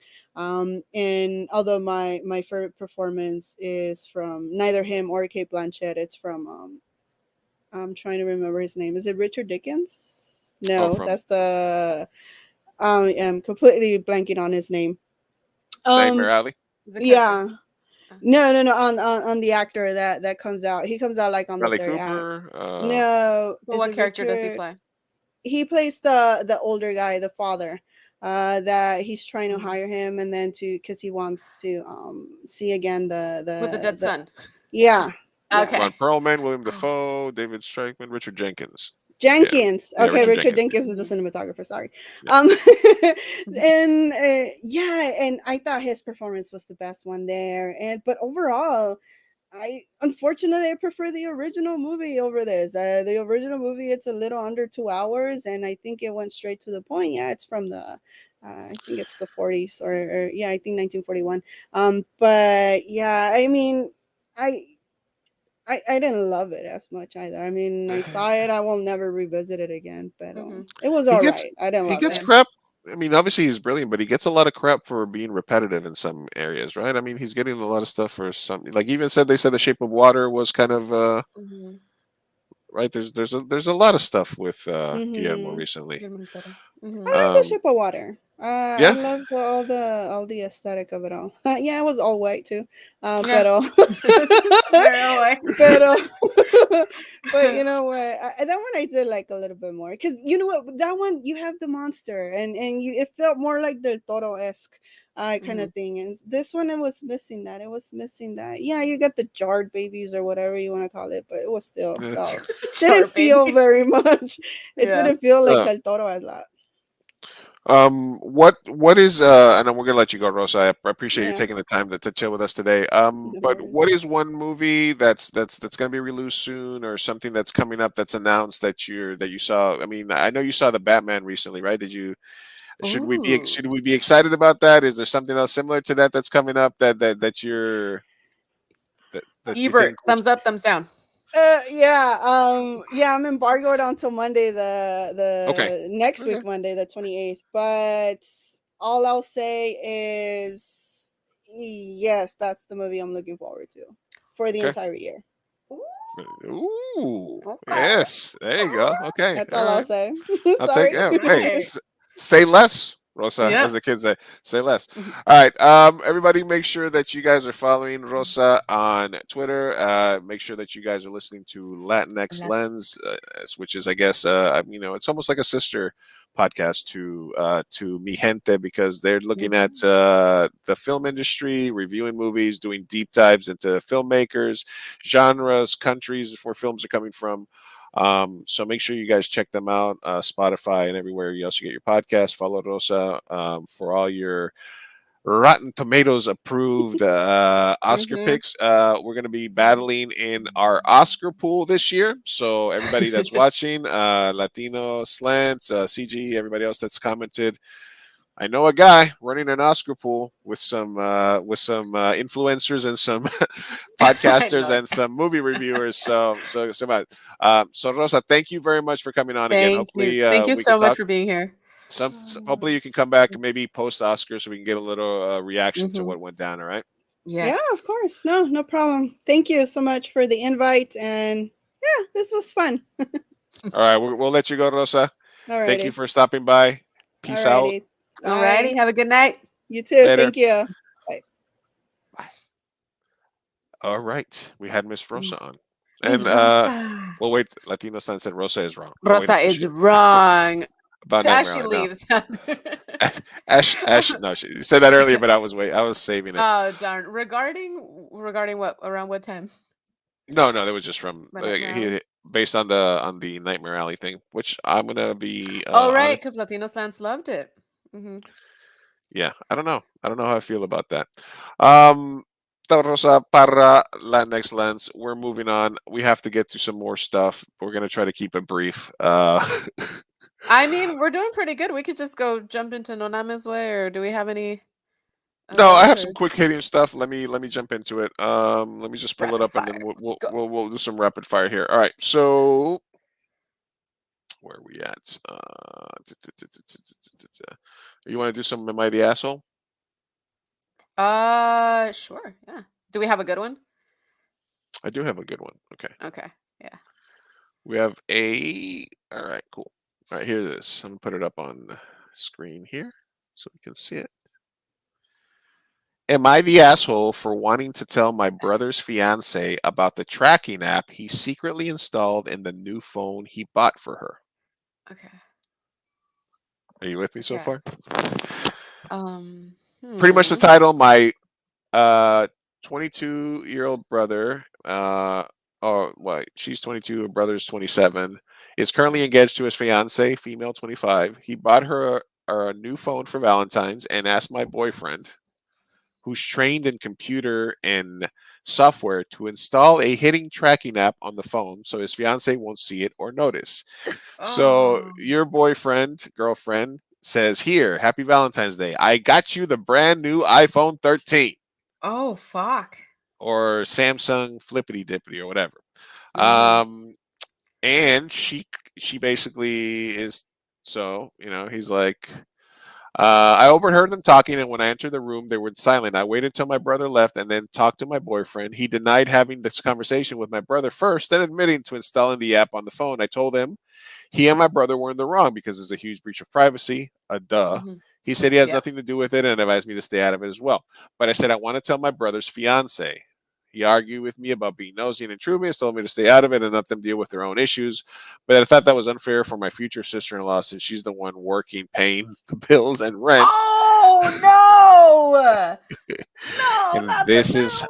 how she's paying the bills. She's paying the no, if Es she's un paying the bill, mantenido. she's paying the bills and she's paying the telephone bills, and you're still gonna put Sí. a tracking device on her phone. Ay, Um, ay. She's the one.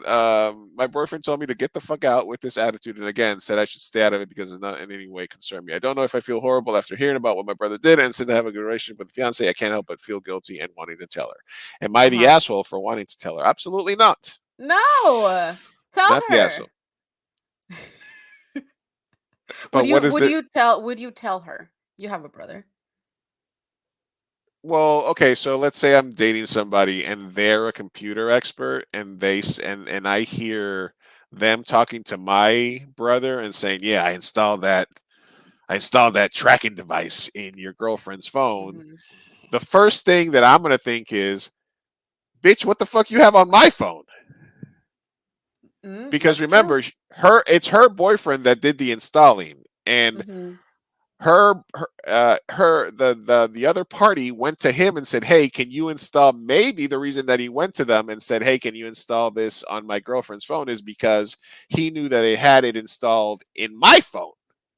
Okay. All You know what right. I'm saying? So that immediately, number one, I'm like, you need to check your phone for any contraption, because if your boyfriend already knows how to install it, why the fuck wouldn't he install it on your phone if he's going to install it in other people's phones, right? Mhm.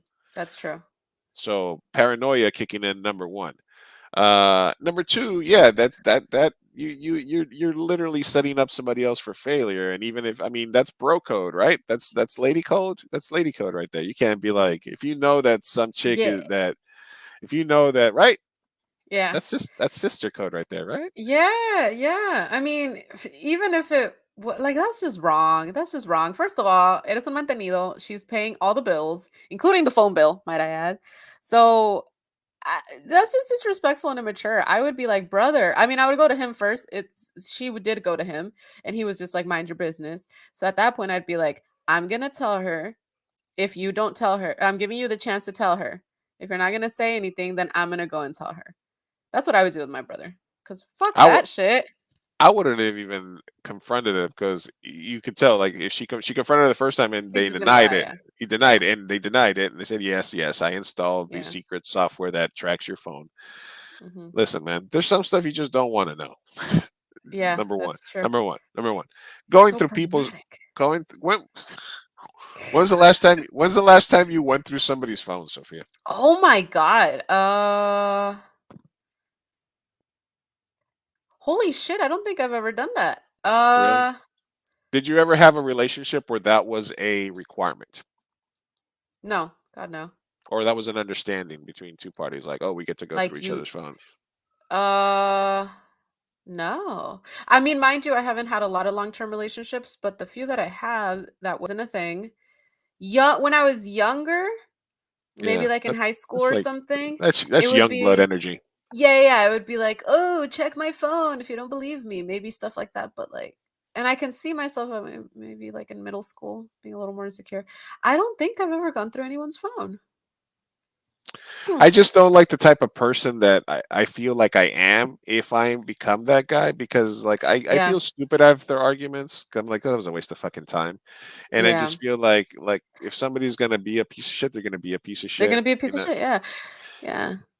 Yeah. Have you And been the person to go through people's phones or to request that? no, no, no. Yeah. I'm not even. I don't even want to know anybody's like numbers or anything. Like, I Yeah. don't want to know. I don't know. What matters to me is that from the second that we decided to do a weird thing, okay, moving forward. Whatever's in the past Mhm. is in the past. And if you're gonna, and if you're slick enough to keep the side people happening, then Like then kudos to you. I do not have the energy. I'm just, yeah. Go ahead, It's take it. Yeah, mhm. answer whatever. Go ahead, Yeah. take. Please, please knock yourself out. I have 18,000 ongoing conversations with filmmakers, actors, Mhm. friends from all over the place. I'm like, You have gotten that request, right? Have you received that request from girls you've dated?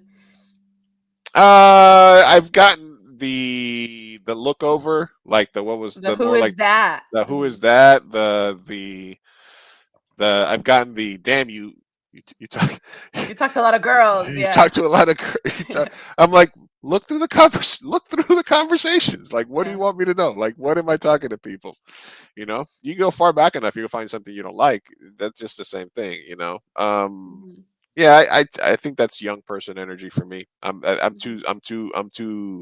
I'm too boomer for to have the energy to still have that.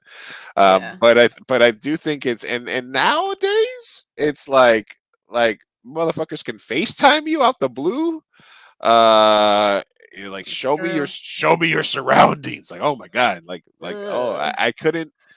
And I know that there's people out there that are having these intense conversations with significant others about, oh, like, and I just meant, like, man, maybe I'm not passionate enough, or maybe I just don't care enough, but I just feel like it's just like beneath people. Oh, goddamn. Oh no, what? Commentary? Who is it? R.I.P. Mac Daddy Lou from John Vasquez. I Ouch, baby. know. Now it's Ouch, Boomer ouch. Lou. Boomer Lou, Mac Daddy Lou, Boomer man, Lou. Mac Daddy Lou is just like, what do you want me to do, man? What do you want to be angry? Now, I have woken up with like a broken beer bottle to my hand, to my neck. Like, I did have a crazy, you know what? Fuck, I almost forgot about this crazy ass bitch. Like, I have had psychotic girlfriends, but this was more than Yeah. 10 years ago. Yeah, yeah, yeah, yeah, yeah. I've woken up with the girl that had like the broken bottle to my neck because she had a dream I was cheating on her. And Nice. and I had a girl, and that like, we were watching The Sopranos once, and there were a bunch of bouncing titties on the screen, and she like got mad that apparently there was tits on a TV show on HBO, and she like went to slap me for a while, and I was just like, no, you are insane. So I have had the insane girl before, honestly. But Mhm. I think I actually I was very traumatic. What's up, Cyro? Cyro coming through. Yes, Iro. Yeah. We Thanks for stopping by, guys. We're doing Am I the Asshole, and talking about Oscar nominees. We had Mhm. Rosa from LatinX Lens on for a little bit, talking about our favorite films. Is there a film that you saw that you particularly liked? Is there a favorite for the Oscars? Is there something you got snubbed? Let us know. We'll touch on that. We're doing Am I the Asshole right now. Next one is so definitely not the asshole Not the for asshole. Yeah, for that one. No. definitely not the asshole for telling somebody that there's a secretly implanted phone thing. Definitely not the asshole for that one. All right, the next one, I got two of them, and then we got some no names way as well. Oh, okay. Would I be the asshole if I announced my pregnancy? A month ago, my mom, 37, found out she's pregnant with her 10th child. Okay. All right. Prodigious. Cool. She announced it towards the end of January. Everybody has been happy for her since. She was told she couldn't have any more kids because it was a health risk. She takes every opportunity to let everyone know she is pregnant. Like my dad's retirement, when people were congratulating my dad from retiring from the military, she would change the subject to her having a baby. It got old fast. We're happy in her, but she's taking it too far. But I mean, it's number 10. I mean, I know it's an Yeah. achievement to have it when you're 37. Double On the digits, third, baby. on the 13th of February, my husband, 21, and I, 21, find out that we are expecting our second child as well. This one was a big surprise to me because we were told we wasn't going to be able to get pregnant again due to complications for our daughter. We haven't announced it to everyone, just really close family members like my parents. When we told my mother, she threw THROUGH a fit. She began accusing. That's not how you say through. That's THREW, right? Yeah, Should've been through right. yeah, EW. Yeah. Okay. She began accusing us of trying to take attention off her and her little miracle, telling us that we got pregnant just to spite her, and that we What? shouldn't say anything about us being pregnant to anyone until her baby is born, which is a month before we're due. So basically, she's asking them to hold So off they're on telling. this. Oh my god, She's a month. Her mom is a month ahead of her. that's stupid. She also started going on about if anything happens to her baby, it's our fault because we're causing stress for her, and this pregnancy is hard already, and we made it worse. My mom and dad's family have been begging us not to say anything about our pregnancy so that my mom doesn't stress. I don't want to stress my mom out and have harm come to her baby, but at the same time, I feel like I should be allowed to celebrate and share my pregnancy, as we thought we couldn't have any more children. Would I be the asshole if I announced our little tater tot coming in? No, absolutely not. Oh my god, your mother's the asshole. She's so petty. What the hell? Who does that? Super petty. Oh, so petty. That's like middle school behavior. These both are just middle school behavior. Like you can't tell people because exactly, exactly, Claudia. What the heck is this? Yeah, I don't get that What do you one. think? I think the yeah, not the asshole. Like literally, Mm. she's done this. Well, she's one of them. It's her mom, so she was one of the 10. Mhm. I don't know if it's that good of an idea to get. I mean, she wants to be an old mama. She's gonna have the kid at 37. She's gonna be 55 when it's graduating from high school. She's the 10th kid. I mean, she's had 10 Sheesh. kids and she's 37. She's been cranking Yeah. it. Oscar says she's crazy. Yep. Yeah, I don't really get that. I think definitely not the asshole for announcing your pregnancy. I think that if anything, it would add to it would add to her story, right? Yeah. If she was socially media driven and she's super out there, then oh my god, me and my daughter are pregnant at the same time. Like I think that's I'm having my 10th kid, she's having her second. We both didn't think we could have. Like I think if this mom is really that crazy, then there's something wrong there. Joe Klein says this sounds made up. She's had 10 kids by 37, so she had to start at 17. Joe Klein not understanding how time works. So Yeah. assuming this is her eldest daughter, she had 2 kids by 20. Possible still. Well, if she's got a 21-year-old daughter, that's the one telling the story that's already had the kid, then she had to have 17, 15. Hmm. Well, if you pay attention to licorice pizza, the age difference is not really bad. Mm-hmm. 37, 17. Yeah, maybe she's giving her mom a couple of maybe I'm Yeah. sure there's some Irish twins in there somewhere. Oh, Um, probably, yeah. That would make yeah. sense. It's So I understand. doable, but yikes. How did people do it back in the day? Fucking 10, 11, 15 kids? Like, phew, how many months is that? I mean, 10 times. That's a lot. That's a lot of pregnant months in the day or in the year. I had my horrible thought of the day, which is Kill babies. no. It was vagina related because I know that Mm, that that that and I obviously have no firsthand knowledge of this, but I know that I've heard from certain women that once they have a baby, like they'll have like they'll give the doctor like a wink and a nudge, for when they like repair everything or put everything back together to maybe tighten it up a notch. You know what I Oh mean? yeah, yeah. Like I was just kind of thinking like, how does that conversation like, oh great, you have a baby, here it is, you can watch it, and then they're like, all right, I'm gonna stitch everything up there. You want me to change the oil? You want me to change This the is oil so on down there? unrelated. This is unrelated. No, it was about the resilience of the vagina, Uh-huh. because that is something that only could be how, because like you said, from the beginning of time since fucking existed, people were not just having one kid at a time. They would have a kid, and then like Irish twins, Boom, boom, like boom. like Yeah. boom, can you give her a fucking break? And for a long time there was no surgery, no post operation surgery to be able to do that artificially as you can do that, which means that for the history of time the vagina's just been shot snapping back into shape, like time for some action, which just goes on to Yikes. this whole like cultural, like if a girl's been with this many guys or whatever, it's like it's a wonderful thing. It's there, it's survived. It's literally the reason that we exist. It is the Yeah. basis of heaven. When people talk about heaven in ancient religions, the heaven is the female anatomy. Mm-hmm. That's the basis of I life. mean, I love it. So, Yeah. it's great. I have It it. I is. love it. It's great. It's the lit. So what I'm saying. So, It's so to say, delicious. let's say pro. This is an evolved Louis take here. Like I Look said, at you, just going on yeah, your rant about how you love vaginas. just how amazed I You're like, am. they're amazing. They're amazing because even Yes. before they had the ability to do that surgery or that touch up, Uh-huh. people would still have Irish twins. Like the woman get like boom, just snaps back into shape like nothing happening. Kids, man. I don't They can even, know. I don't know, I think they can even artificially add the new car smell these days too. So Yeah, exactly. Oh my god. All right, we are about to hit hour 2. This is apparently when we become delirious. We've all hit right. So moving right on. All right. Next thing Anyway, I want not to the talk. asshole, no. Not the asshole. All right. The other Not the thing I wanted asshole. to bring up. Here's a couple of quick hitter things. The glow up. This is about the glow up. Griselda Blanco. You can see some pictures of her here. Uh-huh.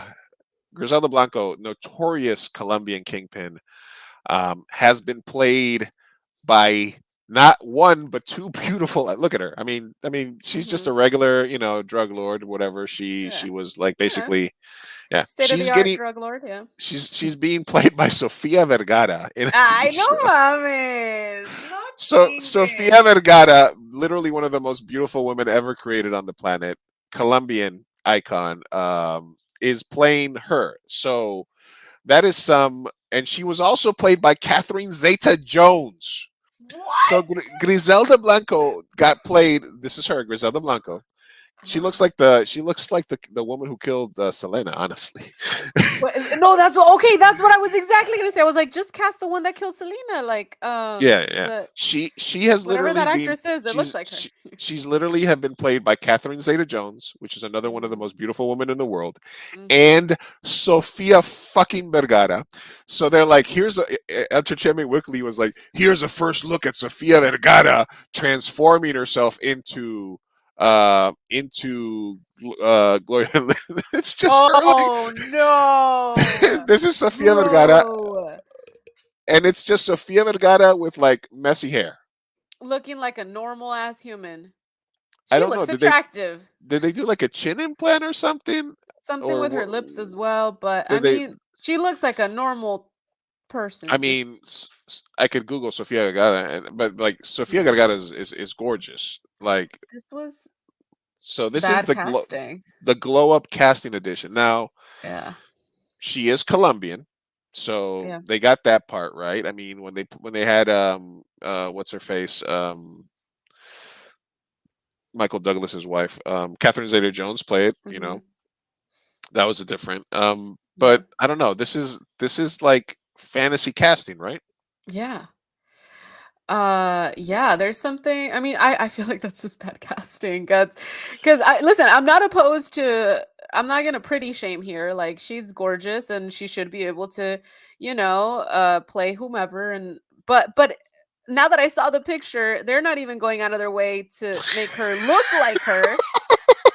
Oh my god, it's just unreal. Like, This is her mugshot. Okay, I'm sorry. This is after a yeah. while. This is her mugshot. Now, I mean, she was. Um, yeah, that I don't sure. I think it's bad casting because literally, like, she looks like a doña. She just looks like a typical She looks doña. like So a completely just a regular ass doña that just a happened to regular be. doña. So get an Yeah, there's plenty of doñas in Hollywood like that are getting the maid roles. So give somebody else a break. Like, don't yeah, they just wanted somebody. They just wanted somebody famous for the name. I mean, that's yeah. it. Again, like I said, not to be disrespectful about pretty shaming or ugly shaming. I just felt like it's such a. I mean, she was just a regular ass Colombian lady, and if you Hmm. read about her history, and I guess she was from an abusive family, she ended up turning to a life of crime. She ended up being one of the biggest drug dealers. She is responsible for like 100 to 200 murders. Hmm. She's all over Cocaine Cowboys and a bunch of Fuck. other shows. Like and she killed three. They called her the Black Widow too because she killed Oh three of her ex shit. husbands. So she was a badass lady. But I don't think any. I mean, I'm sure she would have been happy. She got killed at the end, but I'm sure she would have been Yeah. happy with that casting. But I just thought that was kind of funny that Uh, that literally. Uh, I think the lady who played Yolanda should have been cast. right. What a snub. Uh, in Winter Olympic news, Finnish skier suffers frozen penis in Olympics mass start race. Oh, So, in a 50 okay. kilometer mass start race at the Beijing Games, got shortened to 30 kilometers, interestingly enough. But there's Finland's Remy Lindholm needed a heat pack at the end of the race to thaw out a particularly sensitive body part. In an hour and 16 minutes traversing the course, his penis froze. Huh. Hmm. What the fuck? God. I mean, that sucks. But also how? How does this happen? It's He's a cold. professional but he's a professional in this, right? So I'm assuming this isn't the first time. Do Um, they not have I don't know what to I say. think the funny part about this article is that there's a part in here that says it was the second time it happened to him. Uh, Oh no! Does it still uh, work? I'm worried. I'm genuinely concerned for him. How's no, his I'd have. penis doing? What is? How's it? I mean, how's your? How's How's his how's it penis? hang? How's it hanging? Literally, How's it like an hanging? icicle? Like an icicle? Like what? Yikes. Listen, I have any sport that I gotta check out. I gotta make sure that the boys are in good shape before I start any sport. So if you're telling me Mhm. that this is a sport that's gonna get me in health that I could win an Olympic medal in, but sometimes you go out there and your dick freezes, I'll just be like, yeah, no, nope. You're like, no, This we're is good. Yep. that's where the SpongeBob meme. All right, I'm gonna head out. Yeah, exactly. I'm gonna go ahead and I'm gonna head out now. Oh, Um, that's unfortunate. all right, outrage news. Calls grow to replace Evangeline Lilly and By the MCU. way, these are none of the things that you sent me. You are commenting on none of the articles that you sent me. That's right. This is why it's quick hitters. Oh my Um, god. calls Mhm. grow to replace Evangeline Lilly. Okay, so here's and they did this to Gina, what's her face from Oh, what happened? the Mandalorian, right? Because she turned out to be like super right wing, and they canceled her off the Star Wars show, right? Oh, right. Yeah, Gina, yeah, yeah. yeah, yeah. So apparently, Evangeline Lilly said that COVID was a respiratory flu, which it is, and she's basically standing behind the Ottawa truckers that are causing havoc in Canada at the moment. Okay. So this is one of those manufactured outrage things where they're now saying, well, she's not adhering to the party line or to the perceived correct culture. She doesn't have the right thoughts. Her opinion Mhm. is not in line with what the good opinion is on this subject, Mhm. and they're asking to recast her in future Ant-Man and the Wasp movie. Yeah. Well, sounds like it's just an outrage headline. I mean, I don't know. I don't think like I disagree with this. I disagree with just because somebody has a an unpopular opinion that they need to lose their job over it. I understand if Marvel wanted to like fire her, because they're the ones that have to put up with the publicity. So at the end of the day, I think it's up to the employer. However, I don't know. It doesn't sit well with me for someone to just have an unpopular opinion and then people just jumping on the bandwagon of ah Yeah, fire her, I didn't replace think they should. her. No, I I didn't don't think they know. should have gotten rid of what's her face from the Mandalorian either. Like I just felt like Yeah. Yeah, even and if you we can cancel. Like, here's the thing: you can cancel whoever you want in your thoughts. There's plenty of celebrities that I have in my head that I'm like, I don't want to watch anything they're in. I don't like them. I don't support them. She might or may not be on that list for me now. Who knows, right? Do I see her differently? Sure. That's up to me to decide. I don't think she should lose her job over it. So you yeah, know Evangeline Lilly's crazy as fuck. I did not know that. I thought she was hot. Now I'm learning. Okay, I'm learning she's a psycho. here's my thought process because eventually, like when I was up here, I was like, come on, what's wrong with them? Ah, come on, she can't be that wrong. But then when I saw this, Oh God, no. just the haircut alone scared She's me. like, yeah, yeah, yeah. No, so yeah, so what I'm saying is like as an employer, if they feel the need, like, oh, she's causing issues, like J.K. Rowling too. I mean, she's fucking problematic, right? Um, I don't know. I don't know. I like Rosa said earlier, I'm trying to be less not reactive and just I'm gonna sit on it and I'll let you know what I think in 2 days or so. I don't know. What do you think? Do you think that she should be replaced or that there is validity to that article? When I was in high school, I wrote an article for my paper, and it was about the necessity of allowing hate speech in school, Mhm. and it was from a place of so I've always been a strong believer that if we believe in free speech, we have to allow hate speech. Mhm. Now, that doesn't mean free speech is zero consequence speech, and private industries, private companies can make decisions based Mhm. on they make decisions based on stock prices, based on Twitter trends, Exactly. and stuff like that. So there's nothing that says Marvel can't fire her. Same Mhm. reason Disney was in within their rights to fire the other lady. But myself, I prefer to try to educate and understand rather than immediately cancel or immediately. We're both gray area people, so I think that Mhm. I'm especially a gray area guy.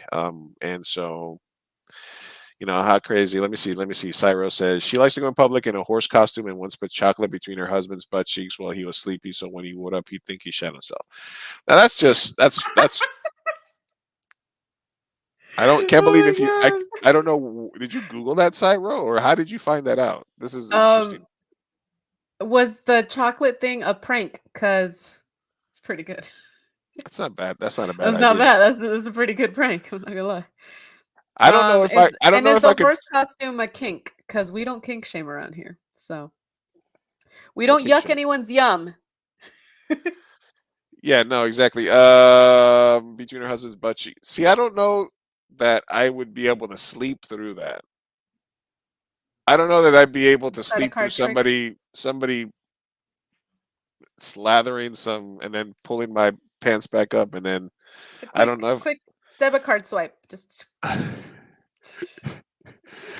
she might be a good time. She might be a good time. yeah, she She, might be a good time. I'm like, you're convincing me otherwise. She sounds like a good time. you know what they say about crazy in the head. Um, uh, Oh in some man. Latinx news, so yeah, I don't feel like they should recast based on that. Honestly, I Yeah. think Also, it's like they're too deep in, right? She is the wasp. Like, I'm sorry. I feel like it's she they is could the they could go wasp. out of they could go out of their way to slowly get her out of the universe. I mean, that's for sure. Um, Yeah, I some never people said say. crazy in a bad way. Okay. Ah, I might like her. I like her more now. No, I'm just kidding. All right, more Like that. Latinos in the news. Melissa Fumero to star opposite Aw. from Sorry. Brooklyn Nine-Nine to star opposite Randall Park in Netflix blockbuster. This is a movie about a TV show, 10-episode workplace comedy, and it's about the last blockbuster video in America and explores what it takes, and more specifically, who it takes for a small business to succeed against all odds. Oh, So looks like she's that's going sweet. back into the so for Brooklyn Nine-Nine fans. And then that obviously brought me to Randall Park, who is an underrated rapper. This guy used to rap. Oh, what? You didn't know No. Randall had bars? Yeah, listen to this. No. The baddest on the microphone apparatus is here. When I rock a rhyme, often eyes are dropping a tear. It's so beautiful, it's America's landscapes when this man makes lyrics like the syrups that you pour upon your pancakes. My mandate is to grip minds like a handshake. Spit Orlando Lakes and go skinny dip with the fan base. Over any damn breakbeat, I hastily make pastries tastier than anything that Wolfgang makes. So take notes out of suckers, I make coats, lump of some like Bubba Gump fishing on lake boats. I take jokes and turn the comedy into drama. I'm bagging on your mama. I'm Jeffrey Dahmer behind ya. I'm a rhyme writer. Lock, stock, smoking the ganja. Rebuttals befuddle, leaving a puddle of saliva, sillies. You couldn't handle Randall when I throw my grammar at you. It hit your head and you would think I threw a hammer at you. I point the camera at you like Herb Ritz. Develop it, then use the pictures to pick up bird shits. You're nervous as the impervious wordsmiths hanging out in Rafa's new crib come with the verses. Yeah. Oh my God. Yeah, Randall I Park love has him. bars. Oh, know Ra- shit. Yeah, I didn't. Damn. Apparently he rhymes on interviews and stuff like that. But that was interesting to know. Man, I could love him more. Oh, Yeah, yeah, I love him. That's great. you love him. All right. Well, that's Uh, exciting. I'll watch it. I love both of them. So, all right. We got two. So- No, we got two no names. Wait. okay. Okay. All right. And these are totally not planted. Just so you know. Great. These are totally not plans. Okay. All right. Why can't I stop watching Euphoria? It's like Boogie Nights meets Degrassi. Who could this be from? Oh my Yeah. goodness. The response is somebody called Handsome Burrito Man. Oh my goodness. Who could it be? Well, the only person that can answer that is you. What have you been? Have you been? Have you still watched? Or are you still like on the first couple of episodes? No. So no, because I've been binge watching films because of the Oscar stuff. So have not been watching it, and then I'm also still watching Breaking Bad. I'm on the last season, almost done with it. So yeah, I'm thinking honestly, once I finish Breaking Bad, I'll get to Euphoria. But damn, really, it got you. It's good. Yeah, I did it perfectly, which is anytime like I did this with Ted Lasso too, Mhm. which is like I didn't watch when Ted Lasso first came out. I started hearing about it, and then when it was getting towards the end of season 2, I was like, okay, this is actually a thing. I went back and I caught up on season 1 and season 2 in time for that's my move. I'll wait till like season 2 or 3, get caught up so that I'm caught up with everybody as they get to like the final episode of like the peak of the show, which is usually the second or third season. So I heard so much about Euphoria, then it was on break for a while, and then our friend Dominic was I think he's just background in one of the scenes for season 2. He told me, I was like, oh shit, I'm gonna have to eventually watch the show in case I catch you. And then I went back and I watched the first couple of episodes, and it was like the complete opposite of Power of the Dog, which is like I try to put one on in the background to just have it on and sort of. That's kind of my test now with movies or TVs is I have multiple monitors and I'm working and I'm doing other stuff, so I'll put something on that I want to watch. But it's got to pull my attention away from other stuff. And so if I'm over here working and I'm just like ignoring it and I'm like once in a while looking at it, but if I'm Yeah, and if I'm you're just fully like engaged. yeah, like if I find myself fully engaged, I'm like, all right, I got to stop watching this because I got to get work done, and then I go back and then I get into it. So, and usually if it's got shitty dialogue or shitty images or shitty whatever, then I'm out on it, right? But yeah, like I said, it's like Boogie Nights. It's like the best of Paul Thomas Anderson meets like a high school drama, and That's high praise. That's high praise, and it's visually visually very interesting. I think, and then the second season they shot it all on film, so it's got a really cool, like old school cinematic sort of dreamy look to the second season. Even though don't think it's, I don't think it's. I think the first season was a little bit better. I do like certain storylines more than others, and I do like that they take a ton of like creative choices. So it's not boring. It's definitely just kind of like, it's the evolution of sort of prestige TV. I think it's like, it's you're watching Breaking Bad, which is prestige. It's like Mhm. you're watching a top 3, top 5 show of all time. And I think Yeah. that depending on what I really want to do with Euphoria is find some people to find out, number one, if people that have had addiction problems in the past find it triggering, or whether they find it truthful, Hmm. and whether or not actual kids are watching it, because it's a very it's a and then it's really weird because there's incredibly attractive cast, but they're supposed to be in high school too, so it's like, Yeah. even though all the actresses, like there's some actresses that are incredibly hot but incredibly talented, Hmm. and so I don't see a lot of weak spots. And it's got like there's a lot of representation. It's a very weird mix. It's like a show I didn't think that I was gonna like, because I was like, I've seen a million high school dramas. Hmm. So it's almost like, Yeah. if I was gonna say it, I'd say it's like Boogie Nights meets like Requiem for a Dream meets like Degrassi, or meets like Saved by the Yeah. Bell, something like that. It's a It's a weird, good weird. mix. It's a good mix. It's a good mix. Yeah. Let's I'm get to gonna another watch. question. Yeah, I definitely want to watch. Mhm. Here's another question. Completely. All right, cool. This one. So that was from Handsome Burrito Man. Okay. The next one comes to us from Euphoria fan 420. He Oh my says, god. "I am uncomfortable with the amount of dicks in Euphoria, but I just can't stop watching." At least they're not frozen dicks, you know? There's so I don't know if many. that makes it better or worse. Oh man.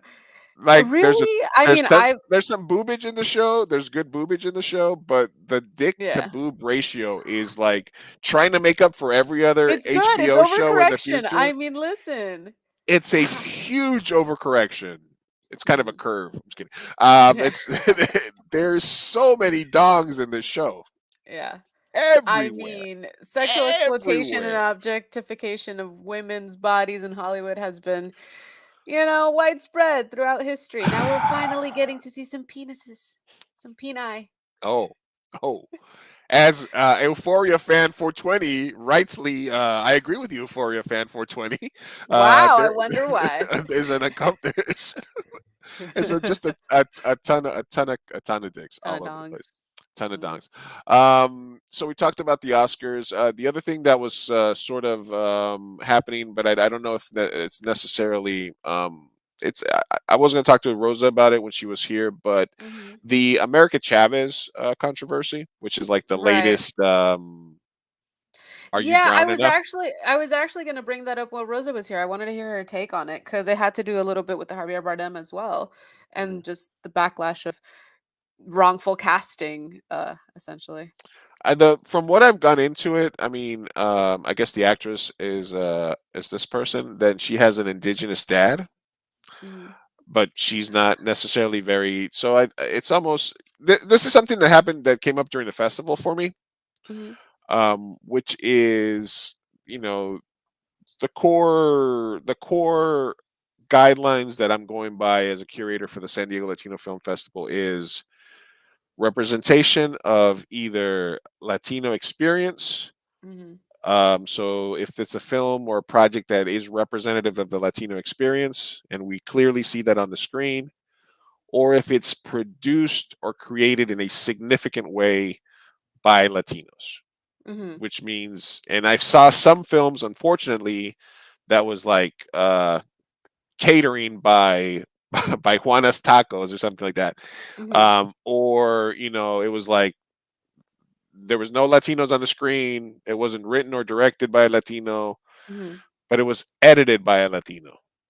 So it was just so I in a lot of places I was, even though I didn't feel I was comfortable doing it, I was in a place where I had where my job was to judge the Latinidad of a project. Hmm. But the second part to that is there's Latino's last name Schaefer. There's Latino's last name Jansky. There's Uh-huh. Latino's last name Martinez, Carrillo, Corrales, Perez, right? But Hmm. there's also freaking Smith, Jones. There's Latinos with all kinds of last names. So just looking at the names is not enough for me to judge whether somebody is Latino, right? Nor is just because I see somebody that's white on screen, am I able to assume? So I see somebody's white on screen, right? Their name doesn't sound very Latino to me, right? The Hmm. director's name doesn't sound Latino to me, and so now I'm in this position where I'm trying to stay true to the principles of the festival, and I'm feeling like, and then this is some of the other curators sort of, I brought this up at a couple of meetings, and there's one girl in particular who was like, you don't have the right to judge somebody's Latinidad. And she was like attacking me. She's like, there's Latinos with all kinds of last names and blah, blah, blah. And I was like, yeah, I get it. But we are Hmm. literally the Latino Film Festival. And if you don't have Latinidad on the screen, and if you don't have it in the production team, then you can't be part of this festival. So I don't want to sit there and say, "Hey, I know you're light skinned, but can you tell me how you're Latino?" Right? I don't want to Hmm. be that guy, but how am I going to make sure that people are not getting by on a technicality or because they have somebody named Martinez in their cast? You know Hmm. what I mean? Which is like a third actor. You know what I mean? Does that make sense? I mean, yeah, I just don't see how it relates to this. Like, Well, relate it, connect the two. What's going on? no, the way I'm connecting it is, the way I'm connecting it is I was put in a position where I had to judge whether there was Latinidad. enough Latinidad on it, right? Hmm. Like I said, this came up for me. So now we have a character that's traditionally, specifically, and as Josie from the Film Posers, who I follow on Twitter, put it, um, America Chavez is a character that represents the crossroad of Black and Latin, a specifically Caribbean culture. This casting erases that. Happy for Otili Gomez, but we have to talk about it. So basically, this goes back to the same conversation about casting. So now we're sitting in a position where, okay, the actress is clearly not very dark skinned or indigenous looking, but if you look into her background, you find out that her father is actually indigenous and more dark skinned Latino. Uh-huh. And so is this just a matter of whitewashing for the sake of promotion, or I guess this is not an uncommon conversation, I guess, and I guess I'm connecting that to my experience of having to sort of judge Mhm. the Latinidad of So projects. what? So what's your take on it, though? What's your take on this specific casting choice? I don't know enough about it other than just looking at her, you know, other than seeing very clearly that they whitewashed the character, Hmm. right? It feels very clear. It just very feels very clearly that they whitewashed the character. Yeah. But but if you're looking at her as an actor and she says, "Well, I know I'm light skinned, but I'm actually half indigenous," Hmm. shouldn't that be enough? Yeah. Yeah. So honestly, I don't want to get canceled for this, but like I'm over it a little bit. I think yes, we can be outraged about everything. That's fine. Let's. If there's an issue, let's talk about it. But for the Javier Bardem one, I was a little more outraged just because here we have a Cuban role of a real human that existed who is Cuban, and you have a Spanish actor playing. There's a little more insult to injury in my opinion because it's like, oh, los conquistadores, how are you gonna, how are you gonna cast somebody who's Spanish play a Cuban role? Mm. Um, so there's a little more insult to injury in my opinion there. Now when it comes to colorism, I'm obviously a light skinned Latina, so I understand that, like, I have said privilege. Um, so that aside, I don't like I don't know. Well, this is why we can't have nice things almost. It feels like I get it. I get it. Like I was looking into the character. She's an alien apparently. So, um and then she's drawn differently in other places. Yes, she's mainly dark skin and probably Afro Latina in a lot of places. I don't know too much about the comic itself. Casting, yeah, maybe it could have been better. I don't know. And I always think the same way with the Desi Arnaz casting. If we can stick to the to as accurate a depiction as possible, that's great. Mhm. So if there were other actresses that were darker skinned, Afro Latinas that could have taken the role, sure, that would have been great. But the fact that this girl got it, Xochitl Gomez, and she is a Latina, she is indigenous. Just because she's light skinned, it's almost, I don't know. It's just, I get tired after a while. I get very much like anger fatigue because I'm just like, I really pick at everything. Get it. Colorism is a deep seated issue within our community. I understand that. I'm tired. I'm just fucking tired sometimes. If Xochitl Gomez, an actual Latina actress, can't play a Latina role, I don't know what we can do. I mean, it goes Um, back to the Ruby Rose not gay enough thing. yeah, yeah, yeah, and it's like, I get it, but if this is what's happening, can we not have nice things sometimes? Just sometimes. I get Yeah, it. I I understand. think Just be it's mad. I don't know. I don't care at this point. no, I get it. Ugh. I think the the the outrage is annoying to a Mhm. certain degree Yeah, because I'm like, because yes, right, can't have nice things, but it's justified, mhm, and I think it's we're progressing. It's a two step forward, one step back. Basically, take two mhm. steps forward, one Yes, step back. Basically, it's like, agree. hey, they're green lighting films, series with more Latino actors. We're still in a revolving case where we have maybe two or three Latino shows, and then one or two of them will get canceled, and then two new Latino shows will pop up. So we still don't have a ton of stuff. Mhm, We have more stuff happening. You know, children's movies. We're taking steps forward at the same time we're taking step backs. mhm, So, and my thought is always, it's sad that even though we're all moving together, but no matter what, like if you talk about immigration, for example, the immigration movement as a whole, there's all little parts of it.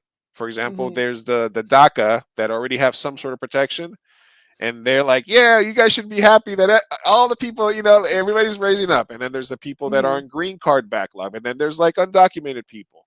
So, mhm, so think of it like that. Latinos are moving up, but even though the Latino thing is moving up, there's still segments that are not feeling all the effects of the move up, and I think it's mhm. still understandable that people want to have that conversation.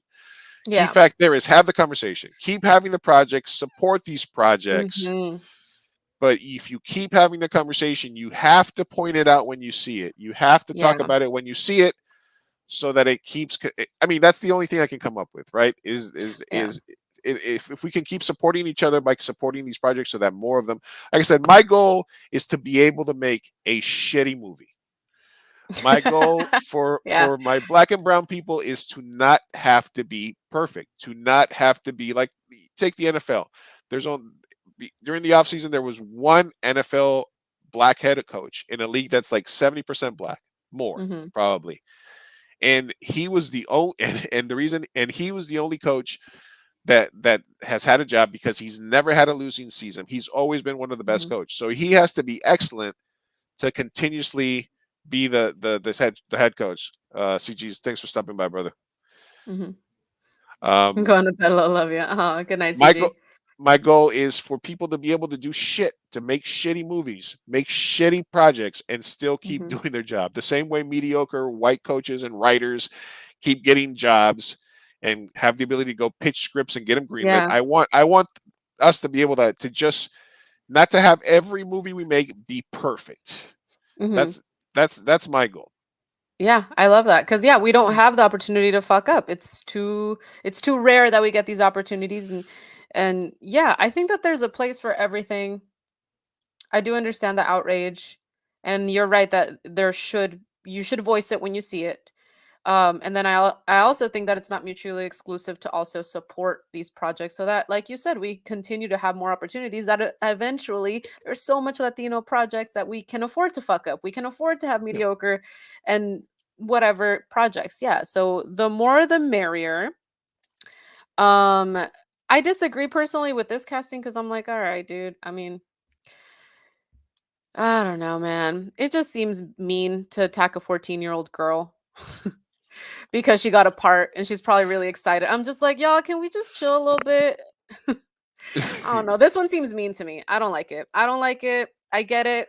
Colorism. Yeah, I hate it too, but it just seems mean. the Maybe attack don't portion of it attack is a fucking 14-year-old girl, yeah. That part of it is because horrible. yeah, so I'm just kind of like, it feels mean. I don't like it.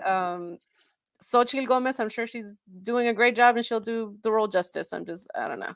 Um, so yeah, that's kind of my take on this one. Less Uh, less passionate than Javier Bardem one for sure. I did watch Scream, Ooh, what'd you and think? and I'm done with my topics, but I did know that last time we couldn't really talk about it because I hadn't seen it and stuff like that. So, spoiler alert, if you haven't seen the new Scream Oh movie, man, okay, yeah. What'd you think? but I loved it. Really? I did. I very much enjoyed the screen. um like I said, my one complaint is that it did sort of it almost was like a snake eating its own asshole at one point. It just felt like, Mhm, very it was very yin yangy, and it just sort of kept like, it was telling you what it was as it was doing the thing. mhm, So it was obviously very meta and very but well done. So my only complaint is that once in a while I was like, okay, I get it. You're like like 15% less explaining about what the movie was would have helped me out a little bit. And just mhm, I wasn't super like uh in terms of like reveal, it was all right. It wasn't like they did a good enough job sort of the giving you different plausible scenarios for you to get out of it. mhm. Um, I don't know how they made, and again, spoiler alerts here. Yeah. I don't know how they made like a 4'10" girl look like a 6'6" I dude. know. Okay, yeah. And then fucking Dewey, like that. You rewatch that, and you're just kind of like, Yeah, yeah. because it Although, wasn't I the mean, boyfriend in that case, and no, it wasn't literally him. he was like overpowering him and was like Yeah. gigantic. Although, admittedly, though, they do that, and it's so that we don't know who the killer is, and blah blah blah. So I guess we just have Yeah, to but then you're like, go wait a with minute, it, play that along. that had to be that super short little girl in that Yeah, time. like It a had to be her. 5 foot So skinny girl. Yeah, yeah, yeah, yeah. yeah, definitely the seeing those like sort It of takes you out of yeah it a little bit. loses respect a little bit. The fact that yeah, that little girl took an OG out. That's my thing. I'm like, oh man, you can't do him like that. Yeah, Whatever. and definitely super very brutal. Lots Kills of were great. yeah, really like almost want to look away, like Mhm. real brutal. What did you think Uh about the tribute to Wes Craven? From the character Wes. what was that? The character spoilers again. Tune out if you haven't seen it, please. The guy from 13 Reasons Why, the one that he played a character named Wes, and then they killed him off. Night Arrow. Joe Klein, thanks for tuning in. Looks like Sophia froze. Did we lose her? Look at her. Stoner Sophia. Come on, Walmart Wi-Fi. All right, I'll take this opportunity, everybody, in case Sophia doesn't get back, uh, to remind you that the Mi Gente podcast is sponsored by Mestizo Coffee. Mestizo Coffee is single origin, organic, fair trade coffee. made by a Mexican American owned company in Los Angeles, as well as distributed by and in collaboration with many Latino owned companies in South America, Central America, and here in the United States. I personally enjoy the tonic, which is the 421 Colombian single origin coffee, certified fair fades made with organic funk. And honestly, it's once I switched to grinding your own, I was being coffee shamed because I drank out of a either instant or drink that Starbucks or a donut shop Keurig stuff. And I was told that was akin to smoking swag weed and putting a peach swisher around it. So, step my game up. The tonic is what I smoke with. I smoke the chronic. I drink the tonic. But there's also the Route 66. There's the fruit bomb, which is the more fruity flavored one. The neon chocolate. The Route 66 that I mentioned. They got a ton of flavors. Big Brown Dad is the creator. He's been on the show before. I appreciate the collaborations with him, and as well as our first official sponsor here, Mestizo Coffee, 10% off if you use the code Big Chief. 10% off all your coffee orders. They also have reoccurring coffee orders where you can subscribe and save, and they also have hoodies and other cool shit that you can buy. So I want to thank you very much for coming on, and also the San Diego Latino Film Festival is happening live and virtually San Diego, California, at the Westfield Mission Valley Theater from March 10th through the 20th next month. I myself am curating 2 comedy showcases of short films by local and international filmmakers. Here is the list of films that are here for my 2 comedy shot. One of them is called Hay que reírse, You Have to Laugh. The other one's called A Carcajadas, Comedy Block Number 2. I've also curated a number of feature films from all over South America, a lot of really cool movies, and I've had the ability to see about 100 plus films from all over the world, from Colombia to Brazil to Peru, Ecuador, Nicaragua, LGBTQ films from South America and from all over the United States. Films directed by women. There's showcases for all sort of underrepresented filmmaking markets, and I want to make sure that everybody can come through and be a part of the festival this year. I'm very proud to have collaborated in curating the festival. So go to sdlatinofilm.com and you can get passes to the virtual screeners. And if you're anywhere close to San Diego, try to come down between the 10th and 20th of March.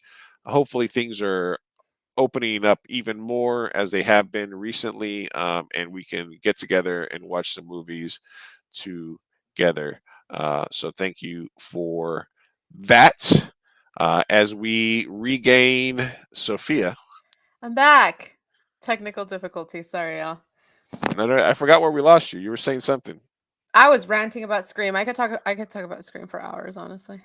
Okay, no, so but no, I did want to okay, so you're saying the Wes Craven character. Yeah, there was a Wes Craven character. He was there to tribute for Wes, and they killed him off. Again, spoiler, sorry. They killed him off. And the sole purpose of that was so they could throw him a party and say like for Wes. So the whole film was like a tribute to that. So it was cool. Tribute character, tribute, death, tribute, party. No, this Yeah. is is bait because I feel we'll get trolled after this. But are you taking questions? Oh my God, the Cuckoo's Conspiracy. You sure throw it out there. Go for no, it. no, no. Well, no. Let me. We'll see if there's a question coming. But I did not notice that. I did notice that there's a ton of fucking people that seemed like they were big characters that were getting knocked off left and right. Yeah. So I did definitely think that it was pretty. I said, like they said, there were stakes. There were stakes. There were definitely like you felt like other than Nev Campbell and her giant man hands. I fucking love her. Leave her alone. I'm just kidding. other than Nev Campbell, I didn't think that anybody else was basically untouchable there. Now you said there's a Mhm. they're doing another trilogy. Yeah, so this is a whole new trilogy. So this is the first installment. There's going to be two more. Two Now, more. here's my thing. Here's my thing. I hate the fucking Billy Loomis character coming back and there being like this sort of like mentalistic aspect of, oh, she sees her dead father and blah blah blah and she's probably going to go psycho, let's be honest. And I just hate that. That was the one thing that I really didn't like. I didn't like when they did it in Scream 3. That's what when Sydney started having visions of her mom and shit like that. Mhm. They lose me at that point. So when they started doing that, I was like, oh, fuck my life. And so my theory is that she has a thirst for blood now that she killed somebody. She got a little too stabby happy. And I think that Jenna Ortega's character is going to become the main character as what the fuck is her name in the Heights girl becomes the villain eventually. It's going to happen. Hmm. I don't know. So, so you think her dad's genes are strong? The force is strong with that one. Yeah. The Yeah, and stab is strong. the stab is strong with that one, and I can see myself probably not liking the rest, but hopefully they keep doing a good job. I like the OG characters, Hmm. um, but I know that they can't fucking keep them forever, and I like the new generation. I thought the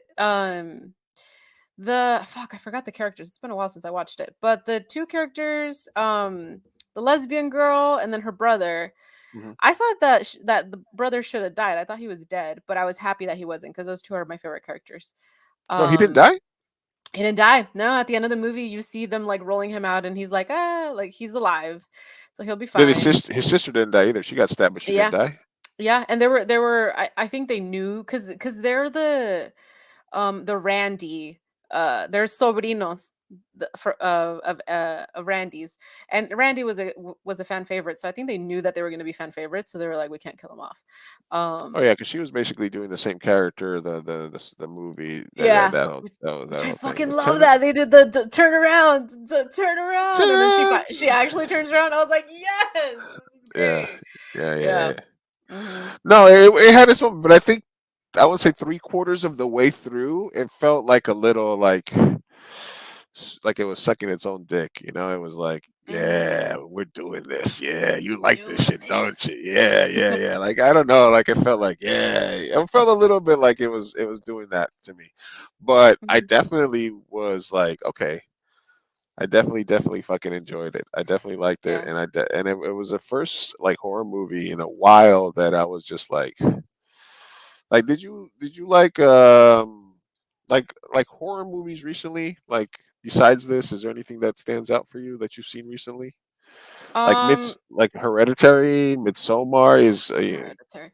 Yeah. Get Out Get Out, or yeah. So I think that they were on the fucking nose. This is why I love Scream as well. Is just they do such a good job at catching the generation zeitgeist, like right? when it comes to film and horror films. And this generation specifically, yeah, there's a lot of like psychological thrillers and elevated horror that's going on. So like, yeah, I haven't seen the Babadook, but now I really want to watch it after that movie. Yeah, Um, but Midsommar, Hereditary was fucking awesome. I do love everything Jordan Peele, Us, Get Out, all of that. Um, I I think think Midsommar was it's fucking great. yeah. Oh yeah, it's great. No, it's freaking great. I need to do a better job at watching more stuff, more current stuff. But yeah, the whole elevated horror, I enjoy it. I think that you can't keep doing slashers and stuff that worked in the 80s and Hmm. um yeah, it's going through a transitional phase for sure, but I really like it, and I think that and I love horror. It's great. I don't know. There's some films that do it better than others. Hereditary was impactful. I think that one's fuck that I couldn't sleep. That was great. I had to watch it like two times before I really understood it. Like Hmm. it's very layered and it's It very is. and as opposed to like the Power of the Dog, which just Yes. Sorry. Yeah. telegraphs everything, right? It just basically Hmm. just puts everything in front of you. Like here is A and Yeah. B and C, and Yeah. this is every obviously like And then like the performance. Who the fuck? What's the mom from Hereditary? Because she should have fucking gotten an Oscar for that oh fucking yeah, performance. yeah, she's a My beast in it. God. She was so good. The whole cast of that movie was incredible. It was amazing. Hereditary is, I think that one's one of my favorites. So good. I do think I did like Midsommar a little bit more than Hereditary, just Hmm. because I don't know. I think just the whole bear suit thing is just so Yeah. fucking cold. Yeah. So Yeah. also, although It's pretty good. Midsommar also, if you look back at some of the stuff, it does telegraph a lot of stuff there. There's a lot of I love movies like I like filmmakers that take the time to do that. Hmm. You know, but Yeah. Gotta rewatch it. Screen specifically really good. Yeah. Um, Question: what did you think of the motive? Because that's one thing that I always like to ask people. Because that's the one thing that changes, right? The killers and the motive. Every film is different, and I have spent too much time thinking about it. you What did know, you think of the motive? let me see if I can remember. Okay, Scream one, Mhm. obviously, the two killers, right? Yeah. I and then I want to say Scream two is when she was at college. Yeah, that was a college one. That was a college one, Best sequel ever. They did. I don't know how they did sequels and it so was good. another, and then it was another girl killer there, right? Too, right? In Scream two, one of Yeah. them was a woman, Yes. Yes. and it was Loomis's sister or something, or what was it? It Actually, was wait, hold on. I actually forgot about the. Um, I thought it was the. Was that one the one that was the mom? maybe, I don't know. Yeah. I'm having my little Scream wait, 2 Killers. I to forgot the the fucking. internet, Oh no, right. Yes, yes, yes. Okay, yes. It was the fucking the film fan guy. Okay, Mickey. it was just Yeah, one guy. Mickey and Mrs. Loomis. So it was Mickey and the mom, Mrs. Got Loomis. it. Okay, Yeah. and then the third one was when they were in California, Mhm. And and it that was one was the brother. I guess Sydney's yeah. mom had a child and blah blah blah. Okay, so there's a third killer theory in Scream 3 as well, I guess, is what I just saw. Right. So, but then And I then don't. And then what is Scream 4? oh god, I love it. Scream 4, there's two Is killers. okay. That's the one where they're making the movie. They're making the movie and that one is about fame, which I fucking love the motive on that one. I thought it was such a good motive. Yeah, Emma Okay. Roberts. Cuz she wants to become Sydney. She wants to become the victim and get the fame and all of that, which was very also topical for the then culture. And then Vlogging was Scream becoming a 5. thing, YouTube and all that stuff. And then Scream 5 is what? Was that got made? No, there was only four, right? So no, well, this one's Scream 5, and the motive for this one is essentially they're living in like they're so in Scream 4 they are living within the time of stabs, because you know how there's a movie within the movie, and so the stab films are like at the height and they love them. So the motive is like, we love these films, we want to fucking make one. And then Emma Roberts' personal motive is like, I want to become famous and blah blah and be the victim. Then the motive for this one is those films have become a joke, like to the point where like kind of Right. kind of like Star Wars. So like by then Stab like 7 and 8, I think they made fun of like, oh, the new killer in Stab has like a flamethrower and like they changed his outfit and his mask and whatever. So these characters are more film fans. And so the motive in this one and the Film topic that it's purists. hinting at, Film yeah, purists and film yeah. purists and how the fandom can be very extreme. And so they're essentially fanboys who are like, they're fucking it up, so we have to go back to basics and we're gonna give them a new story, taking it back to to how it started. And so they're trying to go back to what they loved from Stab, and so that's where they decided to kill people and stab people. So it's essentially fandom gone wrong. So you think they'll kill Courtney Cox next movie and then save Nev Campbell to sacrifice herself at the end of the third one? I don't know, I feel like they're gonna use them less and less and less.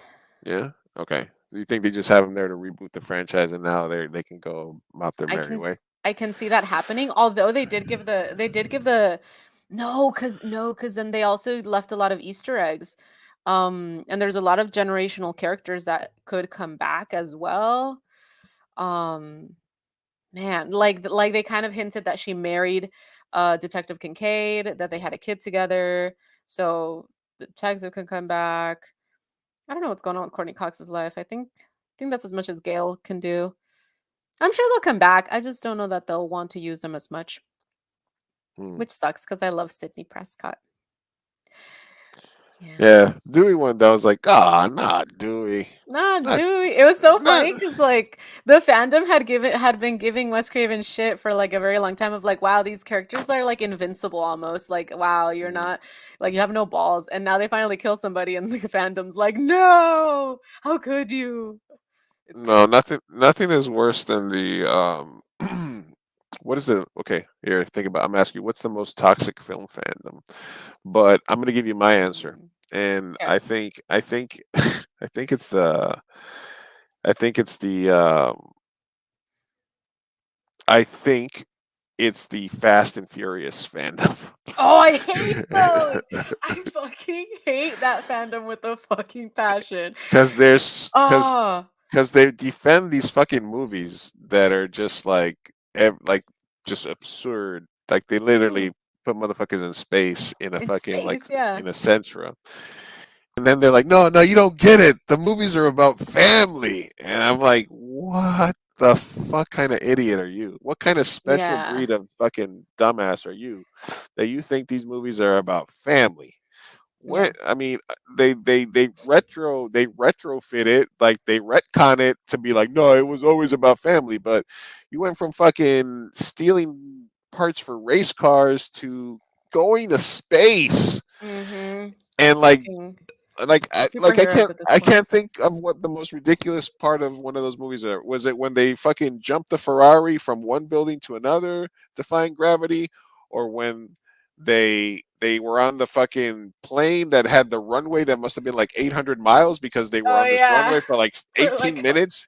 yeah, these Like films 18 minutes, suck. this like never ending runway, and then they ended up Mhm. crashing through the front of the plane, or It's was it great. when they battled a fucking a submarine in the I stopped ice, watching. I don't know any or when longer. they went up the ramp that was the and like they literally defied the laws of physics by driving up Yeah. Yep. Yep. No, yeah. Those films are fucking garbage. so Garbage. hot I think garbage. yeah, it started getting bad at like around 3 or 4. Yeah, Tolerable, but damn, it yeah, was and I hate the fans that like can't admit that it sucks because it's so easy to say like it's garbage, but I love it. Like that's totally fine. And I know plenty of people that'll say that like yeah, it's trash, but like it's I like it. It's a guilty pleasure. And that's totally fine, but there's so many people that are diehards that are like, "No, this is so good." I'd be I like like Too Fast, Too Too Furious. Fast, Too Furious was good. The first couple of were good, man. Like the The original ones first were I cool when even it was about enjoyed car racing. I even enjoyed up to the 4th. I even enjoyed the Gal Gadot one, the Mhm. cartel one when they went to Mexico. I even Okay. enjoyed it up to there. I think the one in Brazil is when it started to Yeah, when fucking they were go in downhill. Brazil, yeah, and they were, and it became like a heist movie, and Yeah, then yeah, later yeah. on, That's it when I was was like, like, hmm. then when they were And it just just like an, became absurd.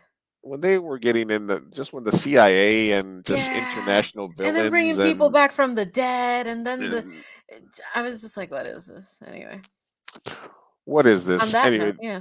on that note, did you have anything outstanding that you had that I forgot to bring up, or? No, nothing I could think of. I think that was it. So what? So is that your answer? The most toxic fandom, Fast and Furious, or what's a close I second for would you? have to agree. I can't think of another one. I mean, if we're talking like not necessarily film, but just like Disney fans. Mm, yeah, Disney Yeah, just fans are like annoying. Disney obsessive people. Yeah, All right. yeah. We will catch up on Euphoria once you get caught up. As now that I'll you get caught finish up. some Yeah, Oscar, yeah. we'll be doing more stuff. We'll be doing one more episode next week, and then we'll probably be taking a break till after the festival. But we'll maybe hopefully check in around Oscar time after it's been doing. Mhm. Anybody that's local that knows us, hit me up. We have an Oscar pool where you can win some money. Uh, because why not gamble? Mhm. And thank you for everybody that stopped by. Mi Gente Show. Mhm. We'll be having our own logofication and stuff, but for right now, you can still find us through. Well, it's still going to be a 2 a.m. burrito production anyway, right? So you can still find us there. I'll be posting it Mhm. across different channels. You can find Mi Gente Pod by looking for Mi Gente Show on Instagram or Facebook. More info to that, but for now, thank you guys for listening, watching. Yes, Another it's all a work in progress. another 2 hour and 50-minute podcast. Dude, we gotta get better at this. My God. And like by the honestly, by the last hour, I have no idea what I'm saying any longer. Wait, hold on, where's my end? I can't even find my ending thing. Hold on a Oh second. my Okay, God. there it is. Stream end. Anyway, Y'all, we're figuring it out. figure it Logo out. and intro and everything will be fresh and new sometime after our hiatus, which we'll be back after end of Yeah, March, early April. yeah, we'll be doing it by then. All right, Yes. cool. All right, I'll see you in 30 seconds, Sophia. Alrighty. Hasta Peace out. luego. Bye.